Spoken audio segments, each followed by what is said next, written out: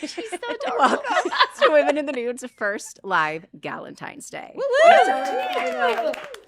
Badass woman next to me, and this is an amazing first live. So let's get into it. Yes. Cheers. Yes. Cheers. Get our cute little glasses. Cheers. That we're not stolen. ladies. Cheers. Yeah, try not to Cheers. spill. Cheers. Our coffee was stolen last time. Oh, it was. Yeah, it sucked. Francie and I ordered coffee, and we're in the middle of our podcast, and it got delivered, and It's stolen. somebody stole it. I That's was wild. pissed. I Bet was so it's- pissed. We were all so upset. We were so excited for it, I and was then like, are so you sure? angry. Yeah. That's not happening this time, which is No. great. So I'm gonna go around. Francia Raisa. She's Raisa. Raisa. Oh, fuck, Raisa. of It's course, okay. messed up Everyone, first. even Spanish people mess it up. I'm named after the Russian first lady from '88. I don't know why. Okay, so say it again. Francia Raisa. Ugh. Or Raisa. It's sexy. Thank you. I'll get it right the next time. Yeah. This is Molly Shaheen. She's also a badass. We'll get into all of this, but Suzanne Lambert, amazing political comedian, amongst lots of other things, but also an amazing host of another podcast. We'll get into that too. Rachel Blank, she's the CEO of, I just realized I started just name calling and then just went into other things. So sorry about that. Rachel Blank, also a badass, and Adele Parks, also a badass. I feel like I want to introduce you, but I also feel like you introduce yourselves better. Does that make sense? Totally. Can you give like a little bit, and then I've got questions. Also, well, this is so heavy. There is a swag bag that you are all gonna get. Yay. Very Yay. curated, We love gifts. and I love presents. a lucky listener will also get the same swag bag. And there are so many fun things in it, and I will show you momentarily. And then explain how you enter. Which is you have to explain it to me again. There is a BOGO. So you go on to see Sasha's serum, which is also for hormone imbalances. So it's for your skin. It's amazing. 24K skincare. It's really cute that it's named after me. I think it's really sweet. Thank you for that. But if you buy it, it's a BOGO. So buy one, get one free. And you will be entered in to win a $750 worth of skincare for free, obviously, and a really amazing swag bag. Adele, I love you so much. Oh, well, you know I love you. Oh, Really love you are an incredible author, multi-bestseller.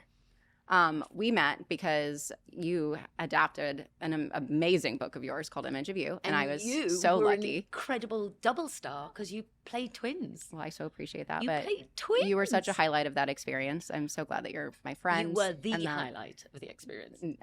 That's We nice just of do you. this a lot. We just compliment do each this a other. lot. I want her to be my baby. Well, you didn't have a girl. I can. I don't can- have a girl, There so you you know go. there is an option. Yeah, there you go. I'm happy to be your adopted daughter. And also Rachel Blank.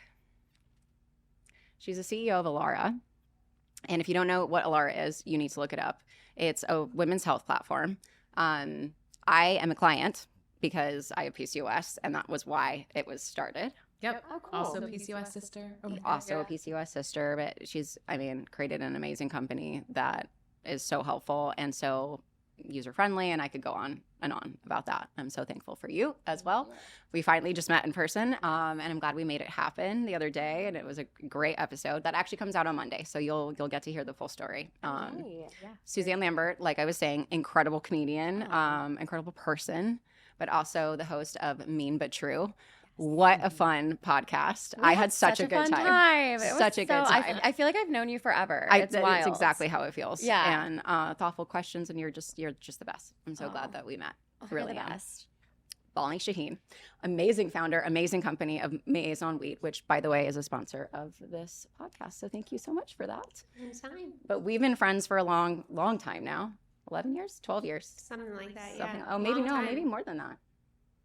Before, Yeah, about to be 11 years. Yeah, like right when we got married. So Yeah. yeah, 11 years. That's bonkers. So her husband, Hugh, played my husband on Pretty Little Liars. That's wild. Literal sister wife. What does that make Literal y'all? sister Yeah, I guess wives. sister wives. My then boyfriend, now husband, Hudson, made the comment that while we went to our first dinner, and he was like, "Well, they've kissed, and we should," That's so which did not happen, but I would have been fine with it. But I'm so lucky that just to know you, and you're just a doll, and we've lived a lot of life together, and I so appreciate You you. sure have.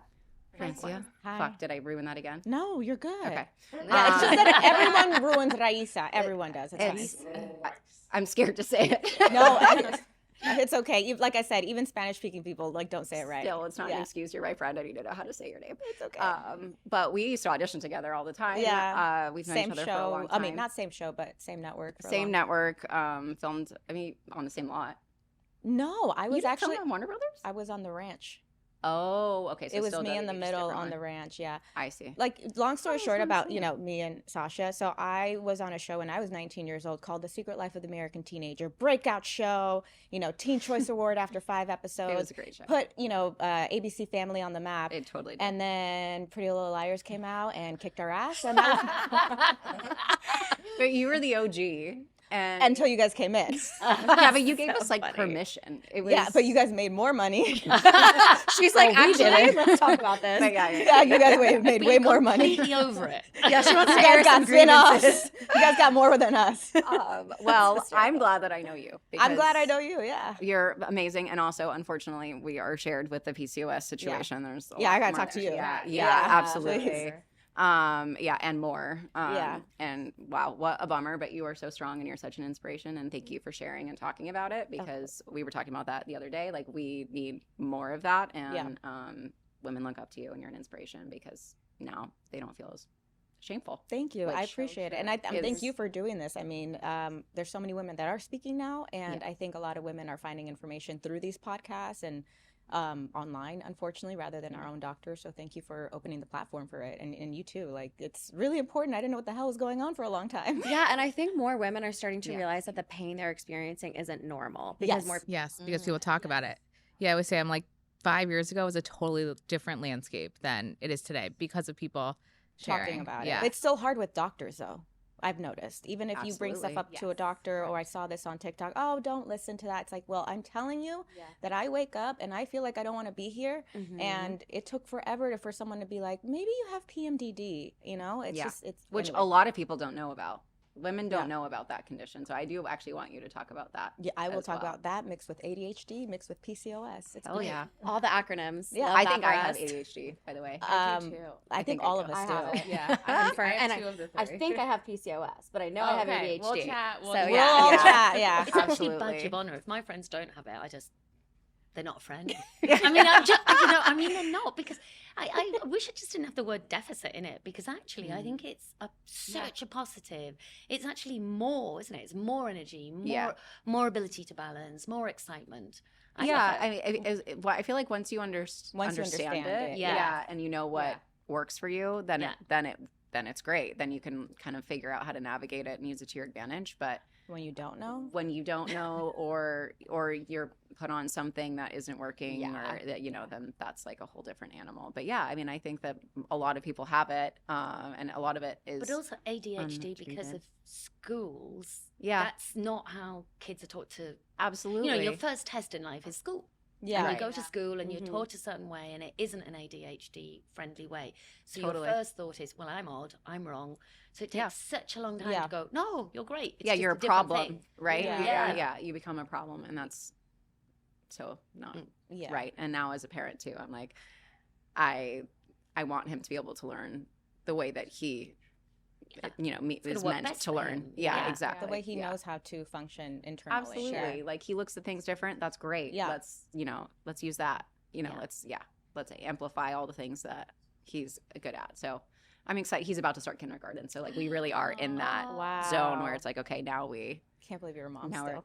So wild. Me neither. I got to meet him. He's such a little gentleman. He complimented my shirt. Oh, he was He's- like, I love your shirt. I'm It's like, so thank pretty." you. Like, he's such a conversationalist. I was like, you are like a teenager in He a was- little boy's body. Extra, like, he was on one yesterday. He though. was. He was yesterday. Day 2 days before. ago, 2 days before. which is My wild. mind is, yeah. No, I know. He was. He's so smart. He loves you. He I was love like- him too. Because he was grumpy on the way there, and you just changed his mind about life. He's my Valentine. He can be my mini Valentine. He's such a flirt. He is. He loves butts. He's gonna hate this when he's older. Since he was like honestly not hate 9 months it. old, like he would be like, He might He notices. He and I might end up with a Latina then. Yeah. He's There you definitely an go. ass guy. And you know what? I'm like, I get it. I check get girls' it. butts out too. You know, it's like, Right? you got a good one, you got a good one. How can you not? Yeah. Okay, I do have some questions for you. Okay. I mean, I know the answers, but I think this is really, really a chance for other women to listen to some great things. So I was going to say you first. What advice would you give to women that want to start their own business? Because you've done it twice. So many times, I feel like at this point, I feel like every time we open a new store, it's like starting another new business. What kind of business is it? So when I was 24, I started my first business. It was a clothing line, all made in LA. And I did that for a while. And then I'm a co-founder. My husband is my business partner, and we do multi-brand luxury retail stores. Usually we partner with hotels. So we open a lot in like Four Seasons or Ritz or Auberge or wherever. And we curate multi-brand shopping experiences in the hotel. And then in addition to that, we have a consulting business and we have a clothing line called Maison Wheat, again, all made in the US. So comfortable. Like, it's all about good fit, good fabric, comfort. And so we've been doing that. We're going into our 10th year now since we started the company. And yeah, it's really fun. My advice is be ready to problem solve. That is like, brush up on your problem solving skills. There is no, there's just how am I going to make that work? Like, set your eyes on whatever the target is and then get ready to pivot until you get to where you want to be. And that's kind of the best way to keep going. Yeah. So often in life, not just about business, but often in life, I'm like, what would Molly do? I honestly, I do it Thank all you. the time because you've actually quietly taught me a lot about myself, like what to do. Like, yeah, no, seriously. Boundaries, how to say no to things, which is probably my hardest thing. So I got you, girl. thanks. Also, the store has amazing jewelry. It does. I'm a jewelry freak. And A hoarder. you're great. Like, the way that you curate things is amazing. So yeah. Okay. Hi. So I actually want you to talk about PMD. Does that work? PMDD, yeah, sure. Yeah, PMDD. Yeah. That journey was not easy. That was an intense process. Yes. Obviously still is. Yeah. When you got diagnosed, what was your, like, did you want to share it? Did you feel any shame around it, or were you? I didn't feel shame around it. I wanted to scream it to everyone why I was acting the way I was, and I had no idea why. And that, I mean, that's what I've been wanting to do with everything. You know, for so long in my life, I was, you know, I thought I was lazy, ADHD. I thought I was weird. I couldn't understand why. I called them tics that I had. The worst year for it was 2022, I believe. And this is when I was telling you, when I was filming. Yeah. I was shooting a sitcom, and I would run to my trailer anytime I could to just cry. And I didn't want to be there. I didn't want to be here. I was like, what's wrong with me? And then the minute I got my period, I was fine. And I was like, what is going on with me? And it was just getting worse and worse and worse. And even like today, you know, because I'm on my week, I really talked myself into getting up.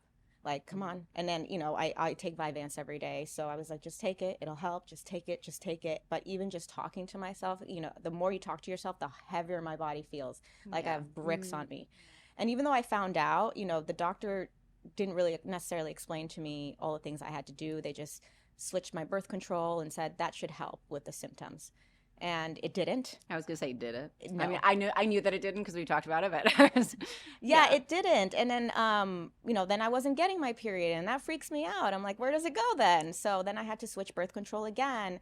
And it was through social media and just talking to other women that I learned about histamine intolerance. And I learned that has a huge thing to do with PMDD and What is ADHD. PMDD? Sorry. yeah, no, it's a great question. Premenstrual mood I want to say disorder, but it's not. It's dysphoria. Dysphoria. Yeah.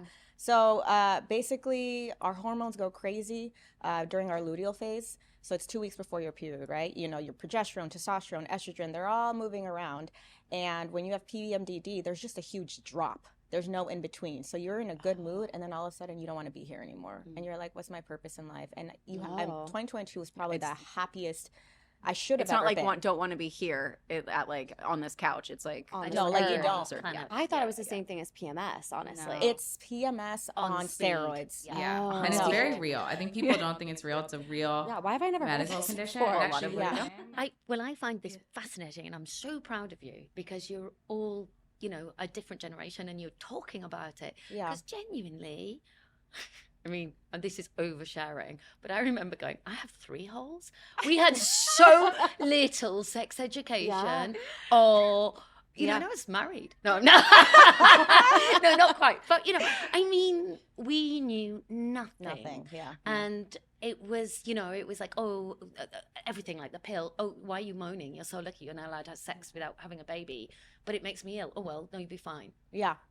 Yeah. It was absolutely insane. And I totally understand that thing. And my best friend had a really easy period. So she used to kind of go, I just don't think I don't get periods it. are a I don't problem. get it. Yeah. And so then you felt guilt or shame or like I'm weird. And I just thought, Or I'm weak. depressed. Yeah. I'm a Yeah. depressive. Yeah. And so for years I just thought, I'm a depressive. Yeah. That's what I have. And I didn't realize it was hormone related. And weight and shape. You're good. I need Don't more worry about hippie it. stuff. That's what I need. But weight and shape, and you're just a different person in every single In sense. everything, yeah. Every single What's sense. frustrating, and it's normal for human society, but if you can't see blood, you can't see a bruise, people feel like you're making it up. Yeah.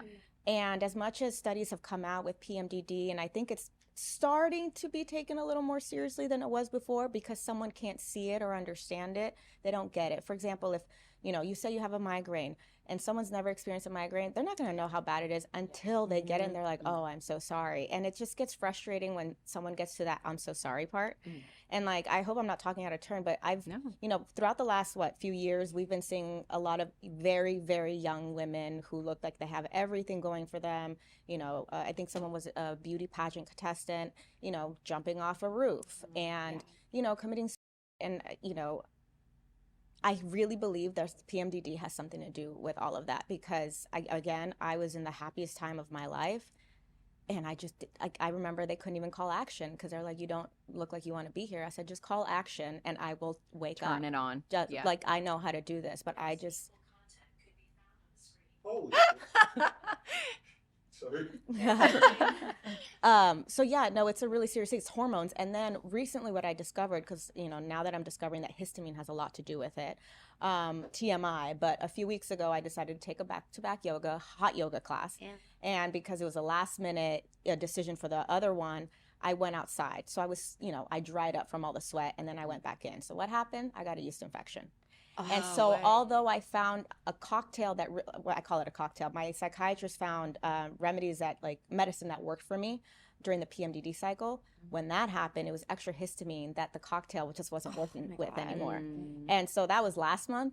And I'm like, why am I still feeling weird? So now I'm like, okay, what can I figure out to go on a low histamine diet, bring down the histamine that I developed with that yeast infection? There's just a lot of things that I'm having to learn on my own, and I can't rely on my doctor to help me figure it out. And nothing's easy. No, Yeah. Nothing is easy. There's not a lot of information. Now I have to research what a low histamine diet looks like. And I learned about histamine and everything because I was researching online. Yeah. And how much that really affects what's going on inside of you. So And you have to be your own advocate. It's Yeah. kind of 2,000 years of medicine and 40 years female medicine. Yeah. It's not that. even. No, Yeah. I mean, Women were of not- women being allowed to be doctors. Oh, women Oh, don't yeah, have yeah, that. yeah, Even yeah. So- research, it's even less. Yeah. So women weren't required to be in medical studies until 1993. Yeah. And now we're getting cut out of insane. them again. And now, yes. Yeah. and voting. Yeah. Yeah. Love that. On the horizon. Yeah. It's I mean, that in itself is terrifying. But yeah, there were finally clinical studies done. And then this past, year and a half, I think it's 0. Mm-hmm. I think it's completely. A lot's happened yeah. since January. A lot yeah, just January. This year feels like it's already been. Well, I meant last January. And I'm like, oh wait a Last second. It's just January. February. It's only been a February. year since all these changes have Yeah, happened. well, yeah. It's like there's a Yeah. common denominator. So weird. I hope I answered mean, your question. Just so weird. It's okay. Everybody in this room agrees. Yeah, this is a safe space. Thank God. Safe space. You There's never no know. no such thing as TMI. Also, please. Yeah. Yeah. I mean, it's a constant process, and I mean, Rachel and I were talking about this, that it's one of those things where it's going to change again. Yeah. It's never going to be, it's not like you can just find out what works for you and that's consistent for the rest of your life. It's like, then you're going to go through a different hormone change. Then you're going to go through menopause, and it's constantly trying to figure out what works for you. And that in itself is so frustrating. I think it's powerful to know what is going on with you, but then it's exhausting trying to figure out how to combat it every single day. When you feel like you finally figured it out Yeah. and you move on with your life, and then something happens, like a yeast infection. infection. Something And so minor. Minor, Like realistically so minor. Yeah. And then your whole body's out of whack. And then, I think you told me that when you were pregnant, like your body changed. I mean, absolutely. I mean, I had pelvic dysfunction, so all of my relax and release too early. And I mean, apparently that's a PCOS. That I don't necessarily know. I think I was just unlucky. But you said your hormones changed into like a better absolutely. situation. Yeah. After Hendrix, like my I would say probably 4 months after having him, my postpartum depression lifted finally, but I got my period for the first time in a really long time. Wow. And then it was regular for the first time Yeah. See, in my that's life. crazy. And because of that, the things that I was, doing for PCOS finally started actually working. Wow. Because it was such a long process of like, okay, now I kind of know what's working for me. And it would work. I would see progress. I would be able to lose weight. But then I would go through like I call them flare-ups. And then all of a sudden I would gain 20 pounds. Yep. But now that I knew it like was working for my body, those flare-ups weren't as bad and they would go away quicker. But it was never something it was just a constant battle. And then after having Hendrix, because my hormones finally balanced, nothing is perfect. I still have like flare-ups every now and then, but my period being regular, or at least regular for me, it's about 45 days. My period being regular, and then, my low impact workouts and the diet that I found that works for me, like those things are actually working. And I have to tweak stuff every now and then, but like right now it's great. Yeah. And I'm savoring it, but I also feel like I'm kind of always waiting for the like ball to drop. Yeah. Something else. Yeah. So I think it's shoot to drop, ball to drop. I don't know. That's New Year's. And that. Yeah. I'm ready for a new year, honestly. Yeah, no kidding. So yeah, there's always a hurdle. But even naming it is owning it. Yeah. Even being able to talk about it, and it's not even a flare up or something wrong. Yeah. It's you, and you're allowed to be that. Right. But even hearing from, again, my very different perspective, but things like you were surprised that a period came so much later Yeah. after having a baby, that's actually really normal. But Yeah. you maybe didn't know that. And that's how we don't know so much. I remember when Yeah. I got pregnant, having a day, we're going, how's he breathing? And Yeah. I honestly No, thought, how yeah. does that work? How is he breathing? And I thought, better look that up. We just don't, you get How taught- does that work? It's really complex. Okay, never No, mind. they don't breathe. They don't breathe. They're in like a sack of water. They breathe Yeah. differently. They're Their like umbilical fish. They're like cord fish. I gets never on even it. thought about They're that. like fish. Amazing, right? So, but You Wow. grow you an learn organ that gives them oxygen. I don't know what it's essentially. like in the That's States, wild. but in the UK we have sex education, which is like probably a week, maybe a term. Yeah, elementary sex ed when here you're is- 12, Yeah. to which you're just going la la la la la, because you don't want Yeah. to hear and you definitely don't want to talk about it, and there's boys in the room and you don't even know the questions you're going to need to ask. Yeah. No. So I think we should all just get together every now and again and go, oh, here's another thing that happens. Yeah. Like your ribs flaring when you're pregnant. That Oh, yeah. happens too. Yeah, a lot of They women didn't have tell us ribs that, pop out. did they? Yeah. Yeah, a lot of people don't know about There's that. all sorts of things. Well, the But statistic. it's a joy. And hey, we should go. Oh, yeah. We own these amazing bodies. Boys' Yeah. bodies can't do this. Boys' bodies can't have. They can't do babies. anything. No. I mean, we are the strongest humans alive. So, we should Right. be Women, pleased we with go through a lot. ourselves. Yeah. Like lift the things and be helpful, and that's it. Literally. Quite frankly. Open Please. jars. They can do that. And I mean, doors. husbands are very good at that. At least. And doors. And Yeah. kill the bugs. Yeah, Yeah, definitely and kill the bugs. But honestly, Absolutely. we could if we had to. Oh yeah. Mhm. Yeah. Obviously. They Facts. couldn't But give that- birth but if I they don't had want to. to. I don't want I already have a lot on my plate. Someone else do it. Right. Exactly. I think the statistic is around 70% of women in the U.S. they cannot name all of like their anatomy on Yeah. on a diagram, which And is maybe it's a bit higher now. I'm here. I don't think I 'cause- can either. there's a lot that it's like No. the proper, even just the proper names for things, Yeah. Mm. which is really scary and really sad. It's Yeah. what it's not called a front bottom. No. No? Thank goodness it's not called. Thank God. Hilarious. But you know what? It's an interesting way of explaining it. It kind of like That is what I was I'm told such it's a called. visual No, person. really. No, genuinely, in the UK, they told girls it was your front bottom. What the fuck? Y'all be saying some crazy I stuff over love there. this. I love it. No, you thought I was joking. No, I'm serious. It was your front bottom. That is the That stupidest is thing I've ever. hilarious. I cannot. I'm here for the comedy. No, I really, I just. I learned from friends to call it a flower. Yeah. Love that. I learned from Grey's Anatomy to call it a vajayjay. I mean, Yeah, everything right? was from television. My God, my waxer calls it a masterpiece. Oh, Are we doing your masterpiece today? Oh, she's just that's talking even to you better. there. That's a good one. I know. I'm like, you must have a really good one because mine is not a masterpiece. Baby, I've got to be honest. That's also something that changes that nobody tells you about. Great. Yeah. Looking forward to it. I don't Looking have forward kids. to that. so- Yeah, me either. Okay. So It's a Can't wait for journey. It's the best journey. But yeah, things happen to you that you nobody talks about. On top of everything else. Yay. I have a question. Yeah. When you finally got diagnosed with PMDD, Mhm. was it a man or a woman that A diagnosed woman. you? Okay. Do you feel like male doctors? Because I actually genuinely love doctors, but there are certain things, especially with, I would say, like an OBGYN or like gynecology, that there are amazing male doctors out there. But when you talk about not understanding something until it happens to you, they don't understand No. a lot of the things that are happening to you because they just physically cannot. Right. And that doesn't mean that they can't do their job well, but I think there's a certain disconnect of like listening. That kind of does mean they can't do their job well. yeah. Yeah. I mean, Kind of like. Oh. Go with your own situation. No, I agree. Sorry. I No. didn't interrupt you. No, the doctor that diagnosed me with PCOS, though, it was when I was doing my egg freezing.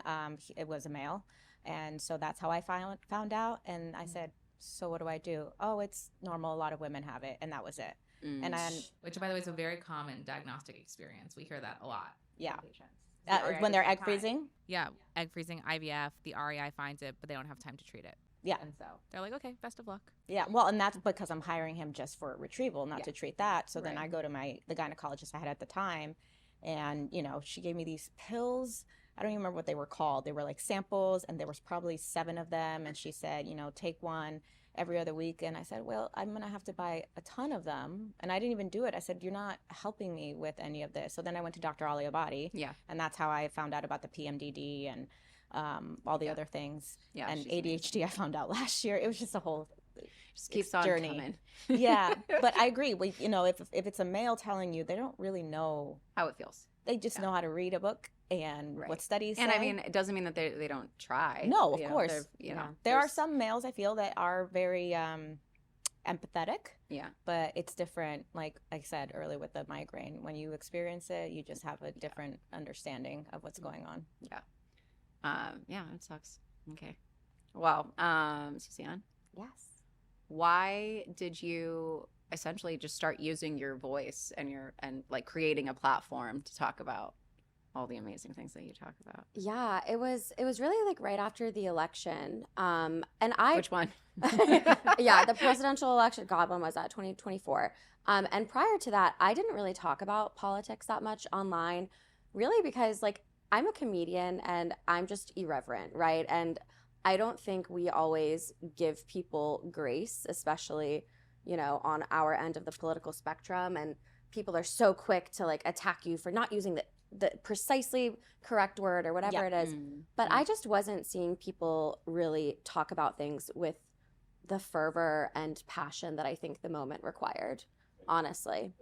And I was like, all right, well, we already lost, so no one can like if I start saying crazy things online, no one can say things like, well, you're gonna dissuade people and like push them away, whatever. We have 4 years of this, and everyone is talking about how love and kindness is gonna get us through the next 4 years. Sorry, babe, not me. I And am. do I feel you on You're gonna that? have I'm like, maybe y'all No. can hold hands and do Ring Around the Rosie, but I am powered by pettiness, so I have some things I'd like to say. Yes, So- Petty LaBelle. Yeah, exactly. So really it was that. It was like, I don't see people talking about things the way I want to. So instead of being annoyed by that, why don't I just be the change I want to see and use my voice, and hopefully it'll resonate. And I'm like really thankful that it has. Thank you. Well done. Thank you. Yeah, Well of done. course. And what I was telling you too is that what I'm also thankful for is that you're not just saying things that, everybody else would wishes they could say, but you also bring a little bit of light to it, because everything feels so heavy all the time. And if you can find a little bit of humor in how stupid things are right now, it brightens my day, because I doom scroll whether I want to or not. I'm really trying to not, but I have to be on my phone for a lot of things. And so even if I'm trying to avoid it, it's like the first thing that pops up on Instagram is something that infuriates me. Oh, like them researching Bad Bunny's Super Bowl halftime show? Yeah. Because for no reason, using our tax dollars? Yeah. That is. Did you see what they were doing at Mar-a-Lago? Like this week? Oh, this week? Now what? What? We can talk about it later. Yeah, I was gonna say, no need to hold back here. We saw each other in DC. We had our weird. scheduled podcast, so that obviously she was gonna be on the panel, but we ran into each other in DC, which was outside so of the awesome. Senate building. It was like, I know that's Suzanne. It has to be. Sasha, you should have gone to see my mom. I have a lot of things to talk to you about. But Yeah. actually, you are the embodiment of if you don't laugh, you'll cry. Yeah. That's what it ultimately is. Mhm. And that's been a sort of human need Right. to be resilient. And resilience Yeah. is such an important thing right now. Yeah. Not always, but right now. And so well done for contributing to that. Oh, thank you. And I'm actually a big believer in free speech our way too. So Yeah. being able to laugh at it Totally. and, being Right. able to sort of go, I'm going to poke fun at that. Yeah, well done. Yeah, I appreciate that. And I think for me too, I have a really diverse following in terms of where people fall on the spectrum. And, I'll have lots of people message me being like, I don't really agree with you on much, but I think you're really funny. But what I find interesting about that, and we talked about this, is that in order to think something is funny, you have to acknowledge there is a shred of truth, right? Yeah. Like if I went on stage and talked about my green hair, it wouldn't be funny because I obviously don't have green hair. So in Yeah. order to be able to laugh at something, that means that they see something there that they might agree with a little bit. Yeah. And if that's how I can engage people and change minds, that's why I try to stay on the humor side of things, because Yeah. I think that's the role that I play. It's a really good way to disarm people Yeah. and get their attention. And it's like because I grew up in a very very conservative environment. It's the law to own a gun in my hometown. It's the law, like that, like own one. to give to yeah, I know. British people are always like, what? It's the law in Kennesaw. Like it's the law, right? shit. So like Oh. if that just gives you an idea of the environment I grew up in, right? I'm sorry, where did you grow up? Yeah. I actually want to Kennesaw, cry. Georgia. It's like Okay. 30 minutes north of Atlanta. It's not like enforced, but like Okay. they like wear it like a badge of honor, right? I don't even know where I was going with that. But yeah, so but You're saying about your yeah, childhood. yeah. So I grew up in that environment. And then it was really when I started doing stand-up comedy, and I would hear comics back to back talk about their experience with racism and poverty and all these things. I was like, they all kind of have the same things to say. And like, you're able to laugh. And it, like you said, it does disarm you, right? Because you're able to learn in a way that doesn't feel threatening. Because like I said, we're not always welcoming. It's not always a Big Ten on our side of things. So that's why I do that. I love it. Well, also, thank like you. the humor makes it so you feel like you can laugh along without getting in trouble or without getting Exactly. judged or without, Exactly. like, it's kind of like, oh, okay, they get it. Yeah, And I get it. So this feels like a safer environment. totally. Because it would be nice to get back to a place where even if you disagree, you can be in the same room, where it just doesn't feel like that No. at the moment. Mhm. Well, yeah, we're not in a like right left situation. We're in like an authoritarian or not, or a democratic situation. Like it's a pretty extreme divide. at I this would time. love to fight about like international policy again and just like stupid things. Oh, I think we are fighting about that. But like, We're what's very the much different fighting way? about like that right tax, now. tax Right. policy or Like, whatever. I right. would love to argue about that. When we thought that it was bad, that's what you want to. Yeah, you want yeah. to go back to that. Yeah, It's Yeah. been bad since 2016, in my opinion. 100%. yeah. It's been interesting. Okay, I'm gonna go with Adele first. Oh. What do you We were wish, so- or what do you hope? I know, not We can- best. I'm Yeah, gonna have a little more time. don't. It's not for any other reason, but you'll see. Are you So from DC too? we were with a group, and I didn't want to put them in the same room just in case. So we'll talk about that. I'm from New Hampshire, but my mom's a senator and she's in DC. Wait, what And she's senator? amazing. She's Jean Shaheen from New Hampshire. That's amazing. That's Oh my God, how amazing. cool. I haven't met her She's yet. amazing. My sister's running for Congress right now. Who's your sister? Wow. Her name's Stephanie Shaheen. So her election is in November. So Well, you're Oh, cool. cool. Okay. Yeah. I'll make sure to boost her stuff. peace, amazing. women. Yeah. Yeah, and growing up in that sort of environment, because your mom's been in the Senate for a really long time. Yeah, and she was governor. She became governor when I was 10, and so I did that through all of my teens, and she's, been That's elected dope. for a long, long I think time. you can tell. I Sorry. think you can tell. I think Like- you've got a.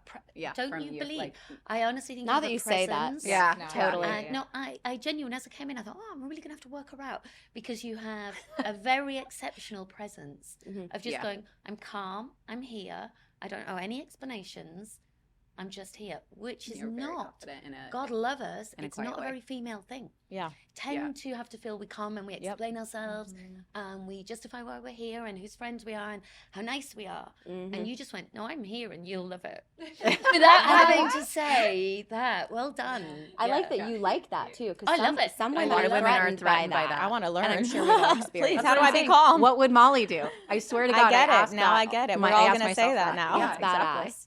It's Thanks, guys. absolutely true. Okay, I'm kidding. Rachel, I'm going to go with you first. I was being like OCD because of the way that I wrote it down. I thought it was a different seating pattern, and so my mind like That's so malfunctioned for a funny. second. So we're just going to go with the seating order. Okay, so Rachel,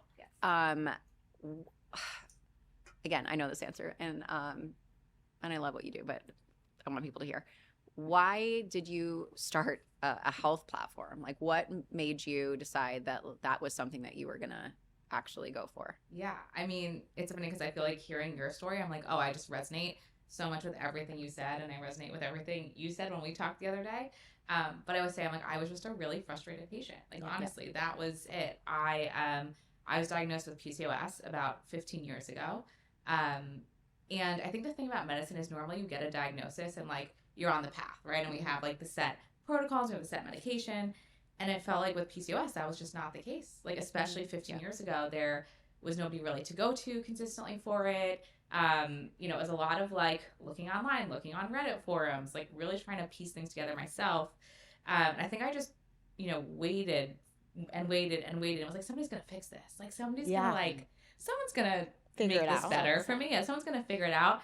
And then in the meantime, I'd gone to business school. I started working for a different healthcare startup. And I kind of got to this point where I was like, oh, nobody else has fixed it. And actually, I think I could maybe fix it.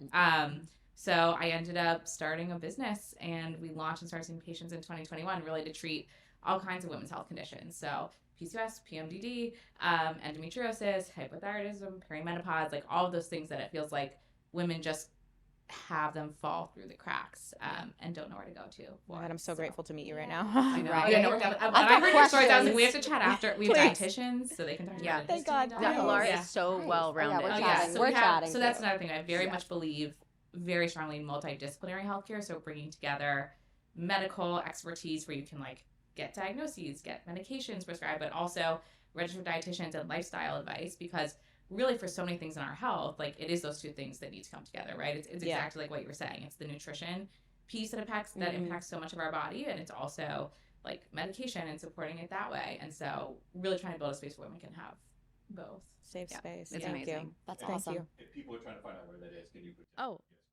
Oh, yes, that'd be great. You can find us at alarahealth.com. Thank you for the plug the plug. So it's alarahealth.com. And yeah, really, I just didn't want other women to feel like I did, frankly.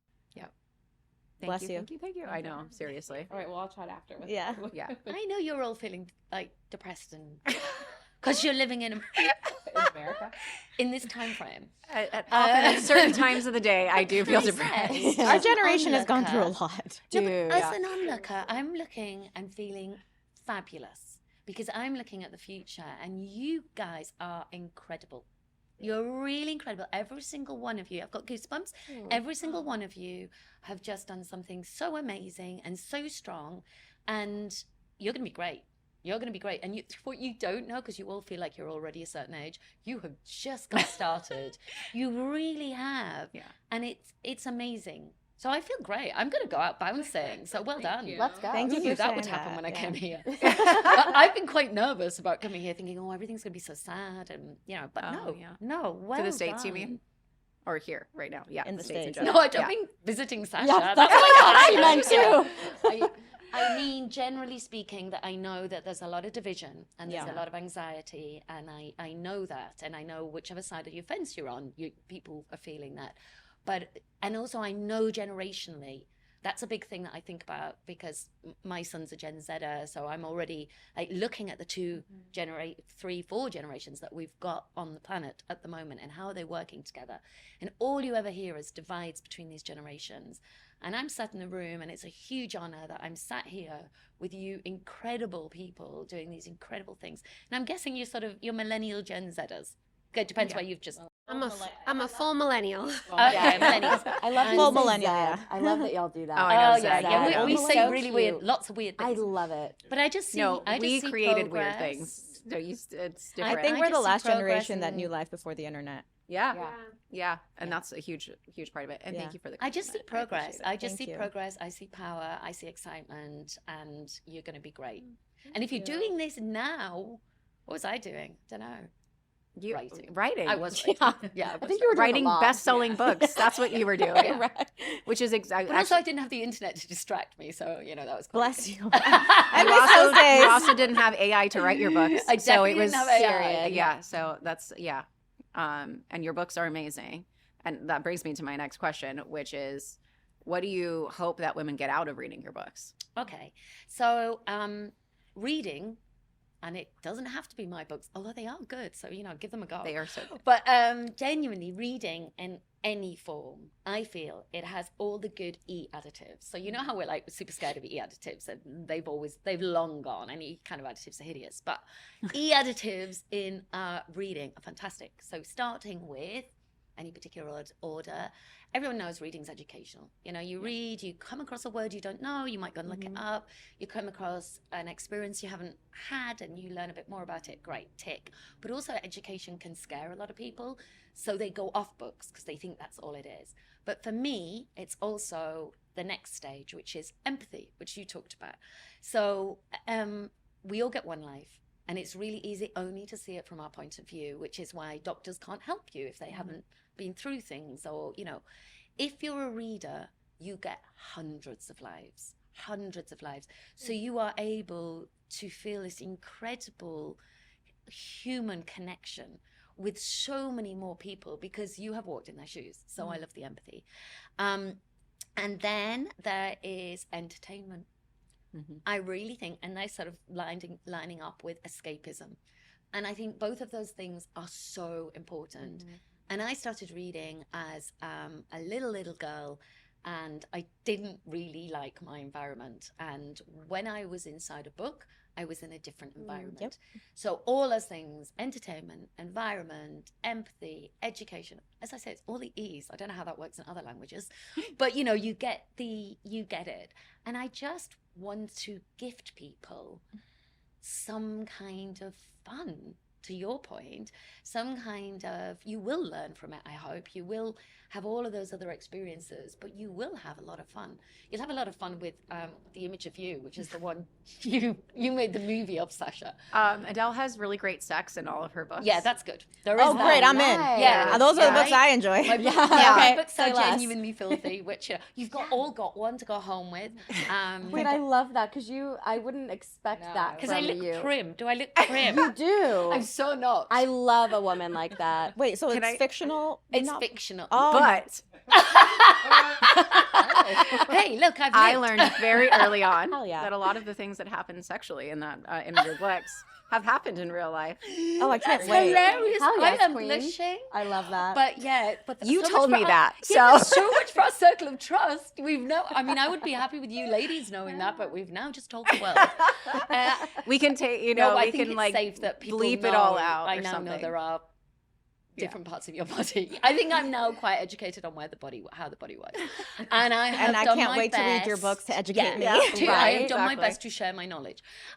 So yeah, and so I'm just so excited to have that community So reading is a community, no matter what. So you can go across continents. I'm lucky enough to be translated into 31 different languages. Wow. So that shows the world Yeah. that, well, it sounds amazing. I can't speak any of those languages, so it's not that amazing. It's not, but it shows us that the world is actually more connected than we are led to believe. Yeah. The stories are resonating everywhere. And that's so important to me. And that community and that feeling of when you're reading it and you go, hey, that's me. I've done that, or I've worried about that, or I want that's to my do biggest that. fear, or I want to do that, all those things. So yeah, I love that you thought I was prim. And I love that It's the accent. you're not. little Miss Fuzzy sweater over there. That's a little awesome. collar.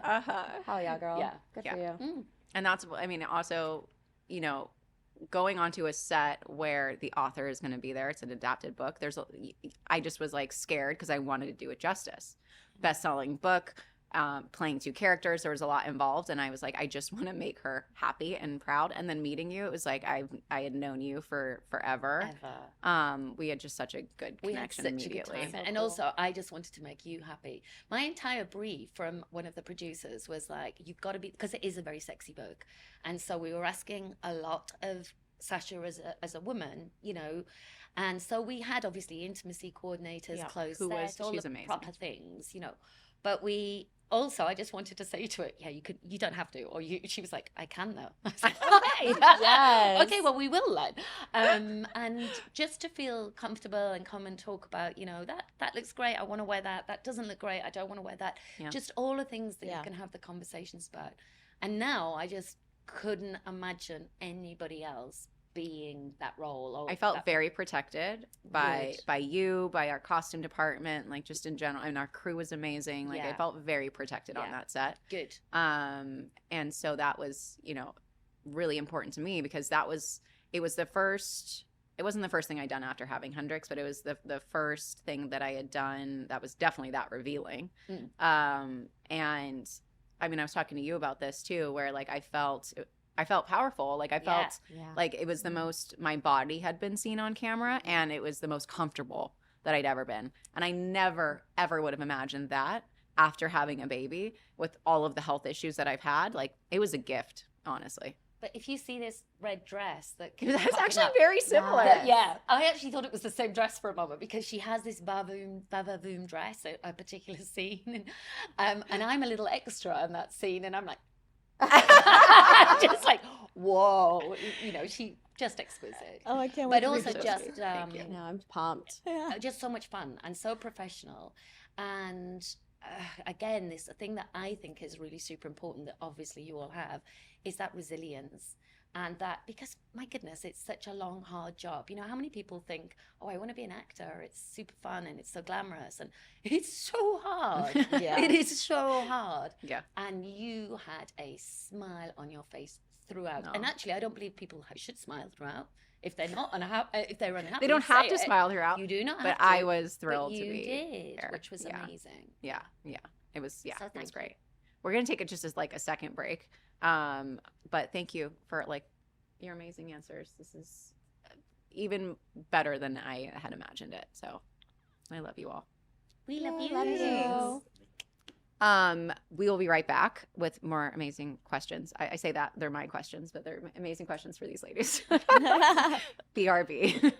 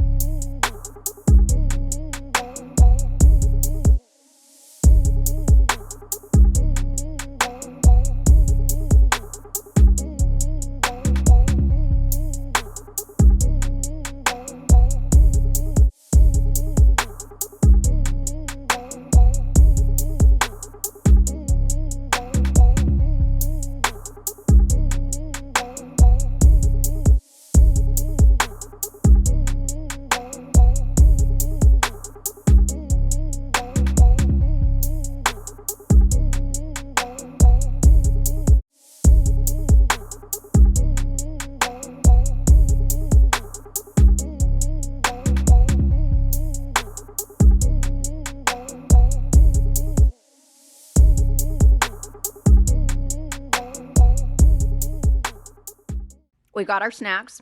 We are back. Sorry if you can hear me chew. I'll try and do this when I chew. But yeah, we got to get snacks. Sorry.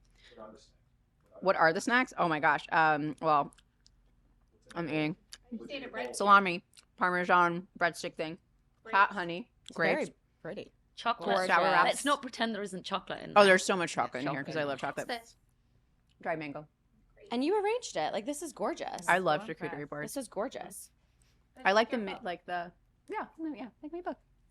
I just love food. Okay, what is one belief about womanhood we were taught early that you no longer accept? We need a man to be happy. Yes. Sorry, I was really quick with that one. Yeah. Yeah. I'm a little alternative on this because I don't really feel like I was taught any of that. Any of like the kind of the things that we were just talking about. My parents were like, yeah, no, it doesn't matter. You're going to do what you want to do and you're not going to worry about it. And that's kind of been the whole vibe. And that's why we asked. I'm what would very Molly do? grateful, honestly. Like I'm very grateful. I agree. You don't need a man to be happy. I don't think we need to show up in a room and explain ourselves and why we're here. Yep. We get to be here just because we do. Yeah, I think my parents were good at that. I remember my parents, because they've got 2 daughters. And I remember somebody saying to my dad, you must be disappointed you didn't have a son. And that was particularly difficult as the second child because it was like, oh. Wow. And he was just like, no, these are amazing and they can do anything they like. And that, and that's it. And my mom and dad both believed that. But I think society still had views on things like you need to be pretty or you need to be pleasant or you need to be smiley and all of those things, which I can be, but I can be all the other smile. things too. I hate that. Yeah, yeah. And be grateful for Mhm. everything. If you want me to smile, do something that makes me Makes happy. me happy. Totally. God, I can't Or stand get out of my way, Yeah. Right. I quite hate frankly. I hate that honestly, I hate that on the carpet. I hate it when somebody's when like, the photographers are screaming a smile. smile, smile. Oh, they scream that at you? Did they scream Yes. it to the men? No. No. I'd have such an attitude. Oh. I feel. Yeah. And yeah. But we get that, right? It doesn't matter if it's on the red carpet or not. I It's do like, smile. you look prettier when you smile. Yeah, well, I Oh my smile gosh. because honestly, I've got a big old resting bitch face. But so I think smiling is good because then when I want to turn on that face, Right. Then I- they know. They know you're and serious. They know, yeah. That's smart. Yeah. I mean, and I like to smile. I'm a smiling You're a person. smiler, yeah. But yeah, that to me is I don't have to smile. I don't have to smile for you. Is the thing. Who wants to go? Oh, next? for me, I think, and I don't know if we were explicitly told this, but I think it's a belief that permeates throughout society is that women are our biggest competition. Uh-huh. Like, there's this mindset of how women tear each other down a lot. I'm like, actually, the patriarchy tears us down a lot. I actually don't think it's other women. And I think that we also are each other's biggest advocate and allies. I mean, look at the conversation that we've had here. So learning that women are our biggest source of like strength and allyship was, I don't think, what I was taught. Yeah. It's something that I figured out later. I guess that's historical divide and rule. Yeah. Because It that was the a- patriarchy. Yeah. Yeah. Mhm. Yes, exactly. Like other women are the reason you're not getting this opportunity or this or that. No, that's Pitting people actually against not each it. other. Yeah. And that Yeah. scarcity mindset is like men never have to feel that way. Right. Yeah. actually, I think that comes down to teams as well.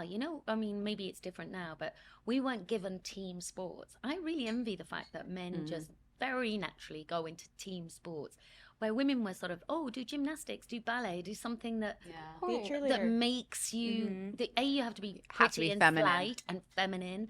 And I couldn't do any of those things. That was not my shape or size or flexibility or anything. But I think I'd have been great at rugby. I mean, Yeah. I think I could have given that a shot. And how cool is it that we have that, That we now Yeah. have Yeah. it. Yeah. But doesn't it drive you mad when they call it women's football or women's Right. rugby? Right, Every yeah. time they do that, I always go, you mean men's football or men's rugby? To just kind of I'm called one time, this was actually semi-recently, when I got introduced, because I do stand-up comedy, someone introduced me as a female comedian, and he was being 100% serious. I'm a female founder every single minute. of Yeah, my day. yeah. I'm like a female Yeah. comedian. And Mary Yeah. Beth Barone, who's one of my favorite comedians, in her profile, her tagline is female comedian because she Yeah. gets it all the time too. And I I want to start saying male comedian. Thank you for that. 100%. And Yeah. I write women's commercial fiction. Yeah. Because what's that? Why is it gendered? Because the It's- default is men, Yeah. and anything other than Yeah. that is, yeah. That sucks. Mm-hmm. Yeah. You? 100% agree with you. I feel like some of my best supporters have been women in the industry. This one's going to be specific, but women, I think, need to embrace and can be really good at math and finance and all of like the maintaining your own financial independence, boy club and not jobs. relying on men, and Yeah. all the boys club jobs, both personally, like managing your personal finances, and also at work, showing up and really leaning into math and numbers. So more Yeah. women in That's finance. such a good idea. Yes.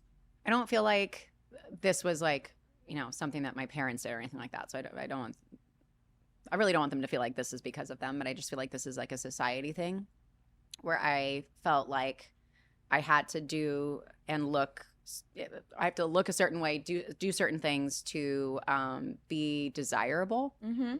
And I hate that. Mm-hmm. It was such a like subconscious thing, but it, you know, when you feel like you're not is one that's like really prominent in your mind. And I'm so glad that I got rid of that. Yeah. So glad that I got rid of that. But that is something that was always like, I think too, being in the public eye, it's like you have to do things that make you desirable to be on camera, and you Yeah. have to fit in a box. Mhm. And that's shitty. What have you stopped apologizing for? Oh. I think being angry, Mhm. because it's a bit like if you do something to make me smile, I'll smile. If you do something to make me angry, I will be angry. Yeah, And I'm not going to apologize for that because I'm not an angry person. right. But if I am made to be angry, I feel I am allowed to say so, and I'm having it corrected. Yeah, well, it's like instead of it being standing up for what you believe in or confidence or Yes. something else that's normally labeled a Yeah. certain way with men, it's like, you know, you can't Because do that. quite You're supposed often to. anger is on someone else's behalf. It's something Yeah. you've witnessed, and you're not even angry for yourself. You're angry for something else. Mhm. So you know that's caring in its own way. But you're allowed. I think we're allowed to do it in any way, shape, or form we want. They're caring, maybe a gentle, traditionally seen as feminine way, or you can get really, really freaking angry, and either way works. Yeah. I've stopped apologizing for being kind of bitchy. Honestly, men are celebrated for having an attitude. If you look at the guy from Shark Tank or Gordon Ramsay on Hell's Kitchen, who I understand to be like a lovely person from what I've heard, but like men are celebrated for being spicy and like, you know, kind of, you know, bitchy and how they communicate, and women aren't. And I'm like, deal with it. Yeah. Mine is saying no, and saying no, Yeah. not necessarily with like any sort of apology or reason. Another thing men do really well. But as I've gotten busier and busier, I'm like, I was saying yes to so many things that I just did not have time to do. Yeah. And Or you didn't want to do it. I didn't want to do. And actually, like, no one cared. It was fine. Yeah, That's right? fine. Isn't that Yeah. funny? Fine. Yeah. Yeah. I think mine is very similar to that, which is just being more aware of my time, like knowing that my time is valuable and that's okay. And I can say no to things, and it's all right that I have other priorities and things that I have to do. I don't have to say yes to everything. So I'm right with you on that one. That's definitely mine. I think mine is my directness. Mhm. I'm incredibly direct. Like, And I want to be more direct. Hugh is like not direct. Hugh is like my husband and business partner uses a lot of words all the time to explain all of his thoughts and feelings about things, and I don't. And I think our company is 100% women with the exception of him, and I think for a while it kind of felt like, am I being short, or am I being, you know, is she upset about something? And I'm always like, Because of the contrast too. if I'm Yeah. upset, Mhm. I'll tell you. I'm gonna let you know. I'm not gonna make you guess. Yeah. And I think for a while I was like, maybe I need to, like, you know, Sugarcoat things sometimes. yeah. And I don't.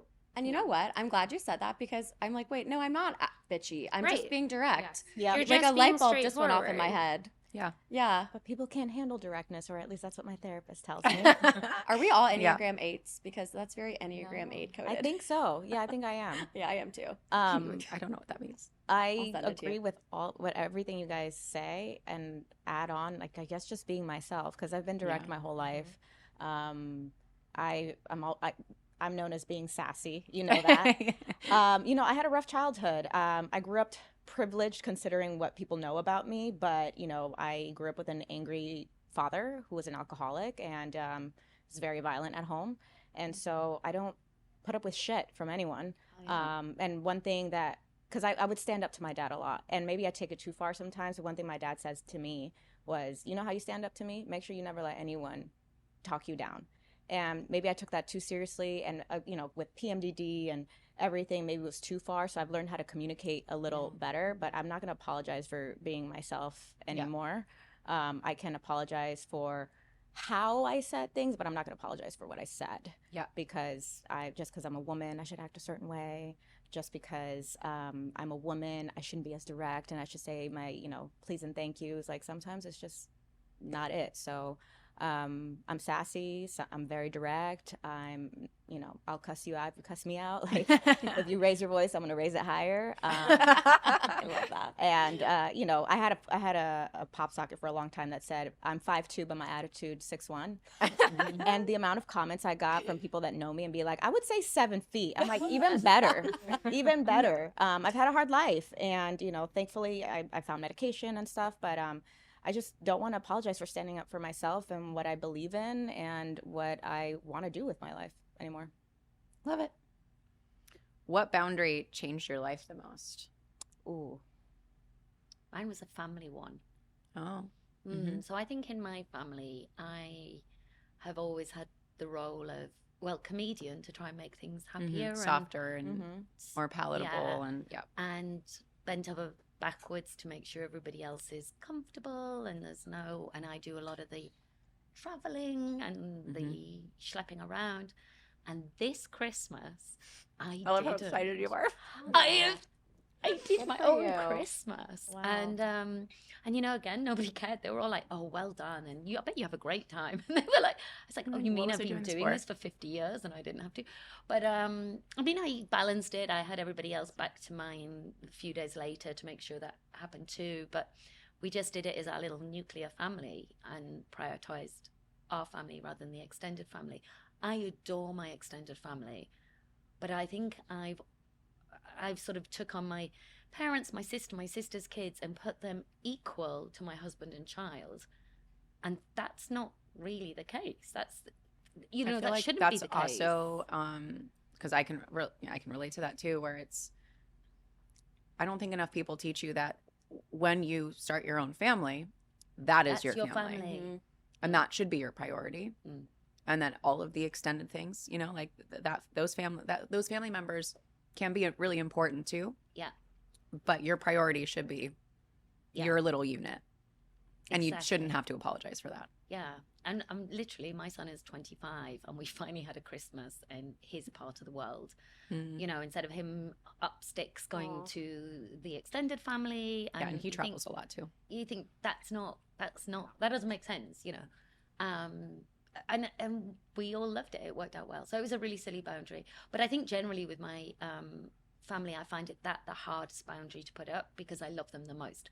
So it's pretty easy to put up for me for boundaries at work or friendships or any of that, because, you know, that's fine. But I find it hardest to, the closer people are to me, the harder it is to say no. Yeah. Love it. I think for me, if I'm somewhere where I feel like the energy is bad or people aren't respecting me or I just don't want to be there, I just straight up leave. Yeah. Like I've just started leaving. I've left dates where I'm like, this is weird, I'm gonna go. No explanation. I'm out. And that's exactly what I'll say. I had an OBGYN appointment where I didn't feel like she was hearing me or listening to me, and I really need someone who's informed in trauma because I have trauma, and that's one of the reasons why going to the OBGYN I get like panic attacks, and I don't have panic attacks. And I didn't feel like she was really respecting or empathizing with me, so I was just like, yeah, I'm gonna go. So I'll just leave. I love that. And I don't feel bad about it anymore, because if I would do that before, I would make a million excuses. I don't even give people a reason. I'll just say I have to go. Yeah. I love that too. Yeah. Yeah. Highly recommend just GTFOing if Yeah. you don't feel like being there best. anymore. Yeah, it rocks. Yeah. And I'm just like, okay, see ya. I love an Irish exit. I love to leave a chat. Oh my gosh, I love to leave a chat. Obsessed. Do you just Things leave pop it? off in a chat, I'm like, I gotta go. Good See ya. for you. I don't even say I gotta go. I just leave it Yep. usually. And then it's oftentimes with family members, and so one of my sisters will side chat me, and I'm like, no, I left. I don't want to talk about it anymore. That's why I left. Yeah, but then sometimes I'll do that in the heat of the moment. I'm like, okay, wait, can you invite me back in? I wanna see where that have went. done that recently. I'm like, sorry about that. be in the moment. I love that. Yeah, I think the boundary, I've set up quite a few lately. I think one of them that was kind of like the last one to set in place was more about overextending myself with people that it's not that like don't deserve it necessarily, but like I don't have to give everything to everyone. Yeah. And that was something that was like really hard to do because I just naturally, I think, want to make people happy or like inclusive and those sort of things. And sometimes it's okay to not do that. So I think that's been a lesson and boundary for me. That's awesome. Yeah, I think similarly. I think just learning to like you and the other person should be mirroring each other. Yeah. So if you feel Effort, like you're giving, absolutely. Yeah, if you feel like you're giving a lot, I mean, even for everything, like even in dating, I remember like I was single for a very long time before I met my husband, and it'd always be like me trying to like push things, but I was like, no, like it needs to be give and a take, and same thing with friendships and any relationship. It's like it needs to go both ways. Absolutely. I have another one. It's a strange one. It's a bit different. I recently told someone I would not gossip. And I've never gossiped. I will complain about something if it's annoying me, but I won't sit and have the, oh, did you see what they were wearing? I just cannot understand it. Yeah. Like, oh, do you Picking know who they're people sleeping apart. with? Or do you know that? It's nobody else's business. It's enough to look after my own business. It's quite, I'm a lot. Just dealing with me. I don't need anyone else's gossip. And somebody kept, over a period of months, bringing up a particular thing that vaguely affected both of us, but vaguely. And I was like, I have had enough. Can we stop talking about this? Wasn't hearing it. Came back up. And I just had to say, you are a gossip, and that is not something I want to be around. And it was so blunt. I don't think I've ever said anything so blunt in my life, but I'd hinted so much, going, oh, should we leave this now? Or really, this is not a concern. And I just thought, no, I'm going to say it. And it's so much healthier now. And we've just moved on and we're talking about other things now. And it's great. And, we didn't fall out. We just, fine. Well, I mean, that in itself is huge too. Yeah, it is. The other party being willing to Move on. just If I to can check add to that super quick, I think when we talk about boundaries, we talk about usually setting them with other people. But that was actually a boundary that was set with me recently, where there's a good friend of mine who's friends with a girl that we just don't vibe. We just don't get along. And I said something negative about that girl that I shouldn't have said, knowing that she's friends with her, but I just did because I do like to gossip. I'm not gonna lie. I'm a Southern girl. Listen, it's who I am. But not. Yeah, you're right. A lot of that. And I saw her face kind of change, and I have never done it again. Right? And I'm like, yeah, because why? I'm centering myself in that experience and making her uncomfortable. Why would I do that? That's not being a good friend. That's a really hard bucket to be in when you don't get along with somebody else's. Yeah, friend. but I understand that. Yeah, it's just let it go. Don't talk about it, and it's all good. Yeah. That's a tough one. Mm-hmm.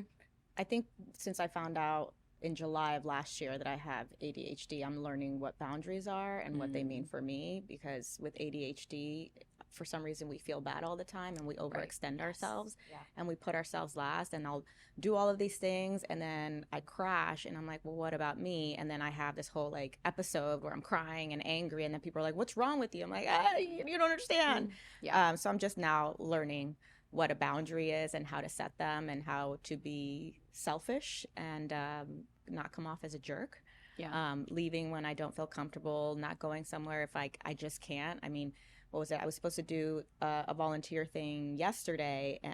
Today's Saturday, right? Yesterday, and I just couldn't do it. I was like, I can't be in a crowd right now. I can't. I know packing lunches, I'd love to do it, but I cannot sit here and say hi to you and ask you how you are, because I don't want you to ask me how I am, because I don't want to answer that. So I just, for myself, I'm going to just stay home and do my thing. Yeah. So still learning. Which is super tough to do. Oh, yeah. Super tough. And people are mad at you, but it's like, you got to do what you got to do. I think this is actually a perfect next question, which is, what does a healthy relationship look like to you? And that could be friendship. It could be romantic. I think there's a lot of communication. I was just about to say I that's think my it's number got one. to be communication. I mean, good sex is nice too. That is also I'm just saying. No, but joking aside, it really is about that communication and a willingness to be honest, because it's really hard to be very, very honest all the time. With yourself, about yourself, with each other, about your problems, problems that you personally have as a, you know, and there's so much. But if you can talk about it, and if you can say, well, I'm angry because of this, or I'm feeling rubbish because of this, and I'm just trying, rather than just being angry and not explaining it, I think it helps. Yeah, I think it's so important to be somebody who wants you to be the best, biggest version of Yes, you. 100%. And I learned this being in a very toxic relationship where that person did not want that. And I think a lot of people are guilty of that. Mm-hmm. And then now having that where somebody just wants me to, like, not everybody wants the best for you, but it's so important that you Find that. Yeah, whether it's again friends or romantic relationship, I think is really important. Agreed. That's so true. Yeah. I think mine, it's like there's just, you assume positive intent, like giving people the benefit of a doubt. If their tone's a little off, or if maybe they haven't replied to a few texts in a row, because we talked about this. We both have like 300 unread texts. It's so bad. Just like a relationship that's built on mutual understanding and giving people a lot of grace, because I feel like I'm in a period of my life where I need grace as I still navigate a new career and a totally new industry. So one where we're committed to understanding each other. And when we look at obstacles as the problem and not each other. Yeah, I feel all of those things. I mean, like with my husband, it very much was, we were on the same page, coming from really different family dynamics, but still needing the exact same thing, which was communication, affection, like working through things, not letting things get, you know, brushed under the rug, making sure that we're growing together. And that, you know, that's a hard thing to do. And I'm lucky to have really amazing friendships. I think what I'm facing right now, because a good example, Molly doesn't have kids. I have a young kid. And you realize when you get to that place that it's very important to find friends that understand, even if they don't have kids. It's like, we're both very busy people, but like, I would never get mad if something didn't work out. And I have had friends who get really upset when something can't be, you know, I can't attend something, or like something is important to them, but I physically can't do it. And that's part of the, like, being able to say no, your energy, like protecting it. It is very much like, well, if you can't understand the point of, like, the time of my life, like what I'm going through right now, like I give to you, what is the point? Like, I can't attend that thing. And if you can't like understand that, then what are we doing? Like, that is such a silly thing to try and keep up. But I'm lucky to have so many friends, like a core group of friends that understand that. But it's kind of hard to say goodbye or pause, or put like someone that you thought was going to be in your life for a long time at a little bit of a distance. Yeah, and that sucks. But it's unfortunately a big relief when it happens. Well, it's kind of like what you were just saying. Like, if you have friends that assume the best, if I was having an event and you were like, I would love to be there, but I can't make it, I know you would be there if you could. And I don't need, and I think that part of what you're describing about people getting really upset, or, oh, she can't come, it's like, I have enough confidence in my own self that I don't have to wonder if that's true or not. We have a genuine, authentic relationship that's based on mutual respect and trust. That's it. There's nothing, you don't need to dig deeper into it. Right. And I don't need to worry that you're thinking that I don't love you. And you don't need to worry that I'm mad at you. Exactly. It's just like, this is what it is. If there was a problem, we would just address it. Right. And I think, unfortunately, sometimes idle hands are the worst culprit to this situation. When you're busy and you're building your life and you have a lot going on, you genuinely don't have time.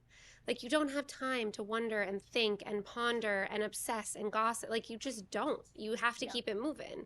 And so often when I have experienced that, I'm like, oh, that person feels like they need more to do. Get a job. It's so true. You need more to do. If you're that worried about me, then you must need more in your schedule. You're 100%. Avoiding something with you. Yeah, right. Totally. Yeah. I think if you choose to go in a relationship with anyone, whether it's a friendship or romantic, it's, you know, I chose to be here, so I'm going to accept you for who you are. And then how dare I complain when you do show me who you are? Right. Because it's not what I pictured, you know? Just accept people for who they are. Most of us show who we are within the first 5 minutes. And even especially with dating, like I remember I went on a date with a guy years ago and he said, I don't like being alone. That was a red flag for me. Totally. And but I wiped that away, you know, like people tell you who they are and just accepting that rather than wanting to change it. Oh, okay, that's where you're at in your life. Congratulations on your journey. That's not where I'm at. I'm really bad at texting. I hate talking on the phone. Like, don't call me. text. Just I think show that's up a to my millennial house, thing. honestly. Just show up. Just You'd show rather up, just show up. literally, Yeah. just Talk knock to you on in my front person, door. You let know, yourself in. anyone that's mad at me for it, okay, but like, Whatever, dude. that- It's not that- gonna change. That's not gonna change. That's who I am. Yeah, get over it. Get or over not. it, you know. So it's just a matter of like accepting, you know, people for who they are and accept me for who I am, and know that if you know I came into this relationship with good intention, why would that change? And Agreed. believe people when Yeah. they show you who they are. Exactly. Don't assume that Yeah. it's something other than it is. Yeah, exactly.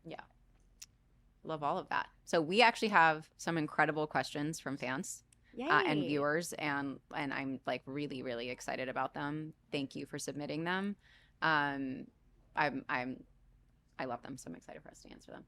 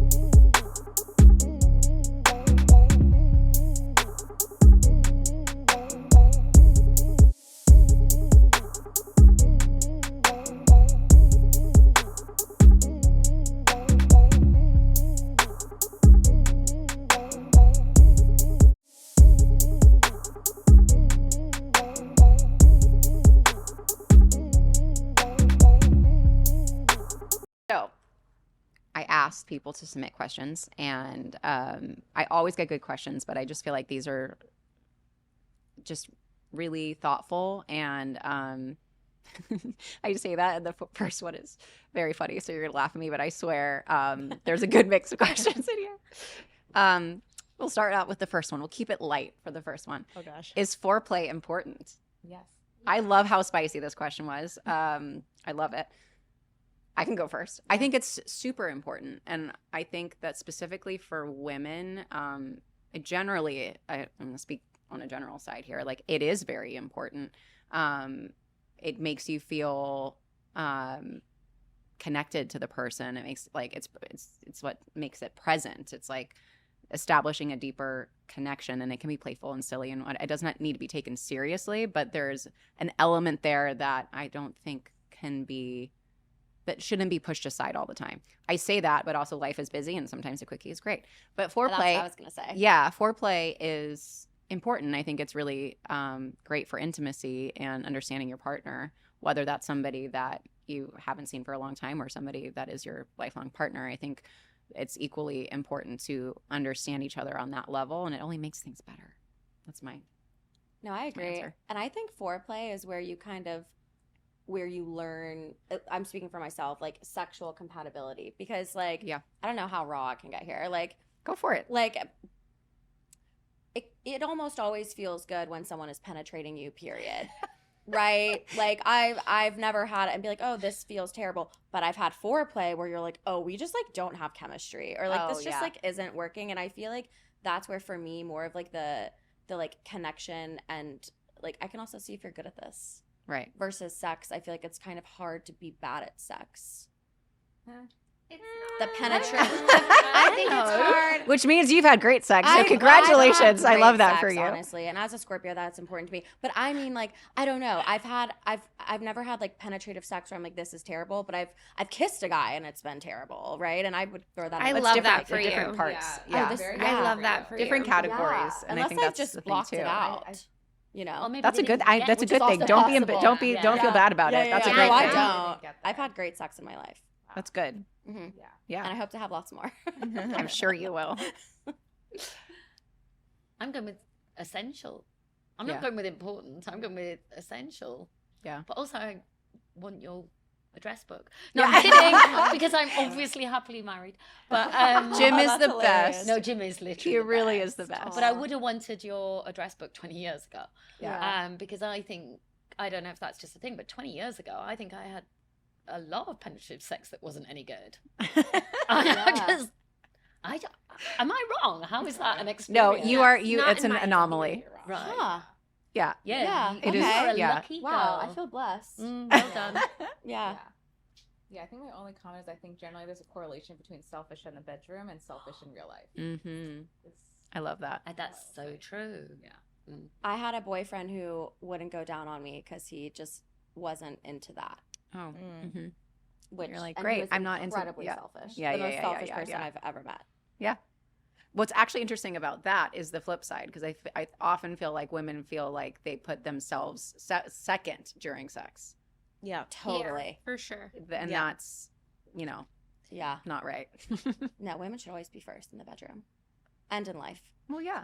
There's a lot more that we need, I feel like. Because Yeah. sometimes, I don't know how to put that, like, I feel like it's a lot easier for men. To get the 100%. motor rolling. Should we go with Yeah. that? Should we find some nice analogies? Yeah, I know. Yeah, I'm like so- yeah. penetration. I'm It's just way easier Yeah. for Well, men. I'm gonna go a different direction. Go for it. I don't think I had the healthiest relationship with sex for a long time, especially in my 20s. So I'm right now that I feel more safe and comfortable. I'm learning about healthy foreplay and Yeah. not putting myself second and first. So right now I can tell you like, oh, I don't know how important it is, Mhm. but that's because I've suffered trauma with sex. yeah. And so it's been hard, especially recently, like opening up more and Telling somebody what you need. yeah. Yeah. Yeah. And I'm in a healthier, safer place now where I can. But it's taking a second. And Yeah. for anyone watching, like if that's you, I mean, it's okay. It's okay Totally. because it's nice to know that I can get there where it's healthy, but for a long time it wasn't healthy. I didn't have the right relationships or men and Yeah. stuff. So it's been an interesting relationship in that sort with sex and just I've been a lot more conservative, which anyone that knows me from back in the day, they're like, you, Francia, are conservative? I'm like, as far as that, you know? Yeah. And I think it's just from trauma, but I can't wait to get to a place where I'm as open with foreplay and comfortable. Well, I think it's also learning what you want, Yeah. because that can be its own journey, is figuring out what you like and what you don't like. And if And- you have a partner that's not like wanting to try, Yeah. and it's not important to them to like make you satisfied in that way, then you also feel bad sometimes asking for Right. what you want. And Well- so I think there's So my partner Combination, now yeah. is being very patient with me, and like Good. because he loves me, he's being very sweet about it. Like he loves foreplay and all that stuff. But I am like, hey, I'm very honest. Like this is what I'm going through, and he's been so sweet and awesome. just so sensitive, which is like why I say, I'm feeling a lot safer to be able to do it. And like I love exotic books. I grew up reading them my whole life, Yeah. and it took a long time for me to understand that what I'm reading and watching on TV is not real life. So hence a Right. lot of what was unhealthy. But now, I think it's important to find someone that doesn't get angry at you, doesn't get frustrated, and just understands that you're going at your own pace and you're doing your best to try. Love that. Yeah. Yeah. Want to add anything? Are you good? I think we covered it. Okay, this is really just, I guess, for you and me. How has motherhood changed my perspective on my career? I love that question too. I mean, I think that there's a couple of things here. I think ultimately it's navigating your identity.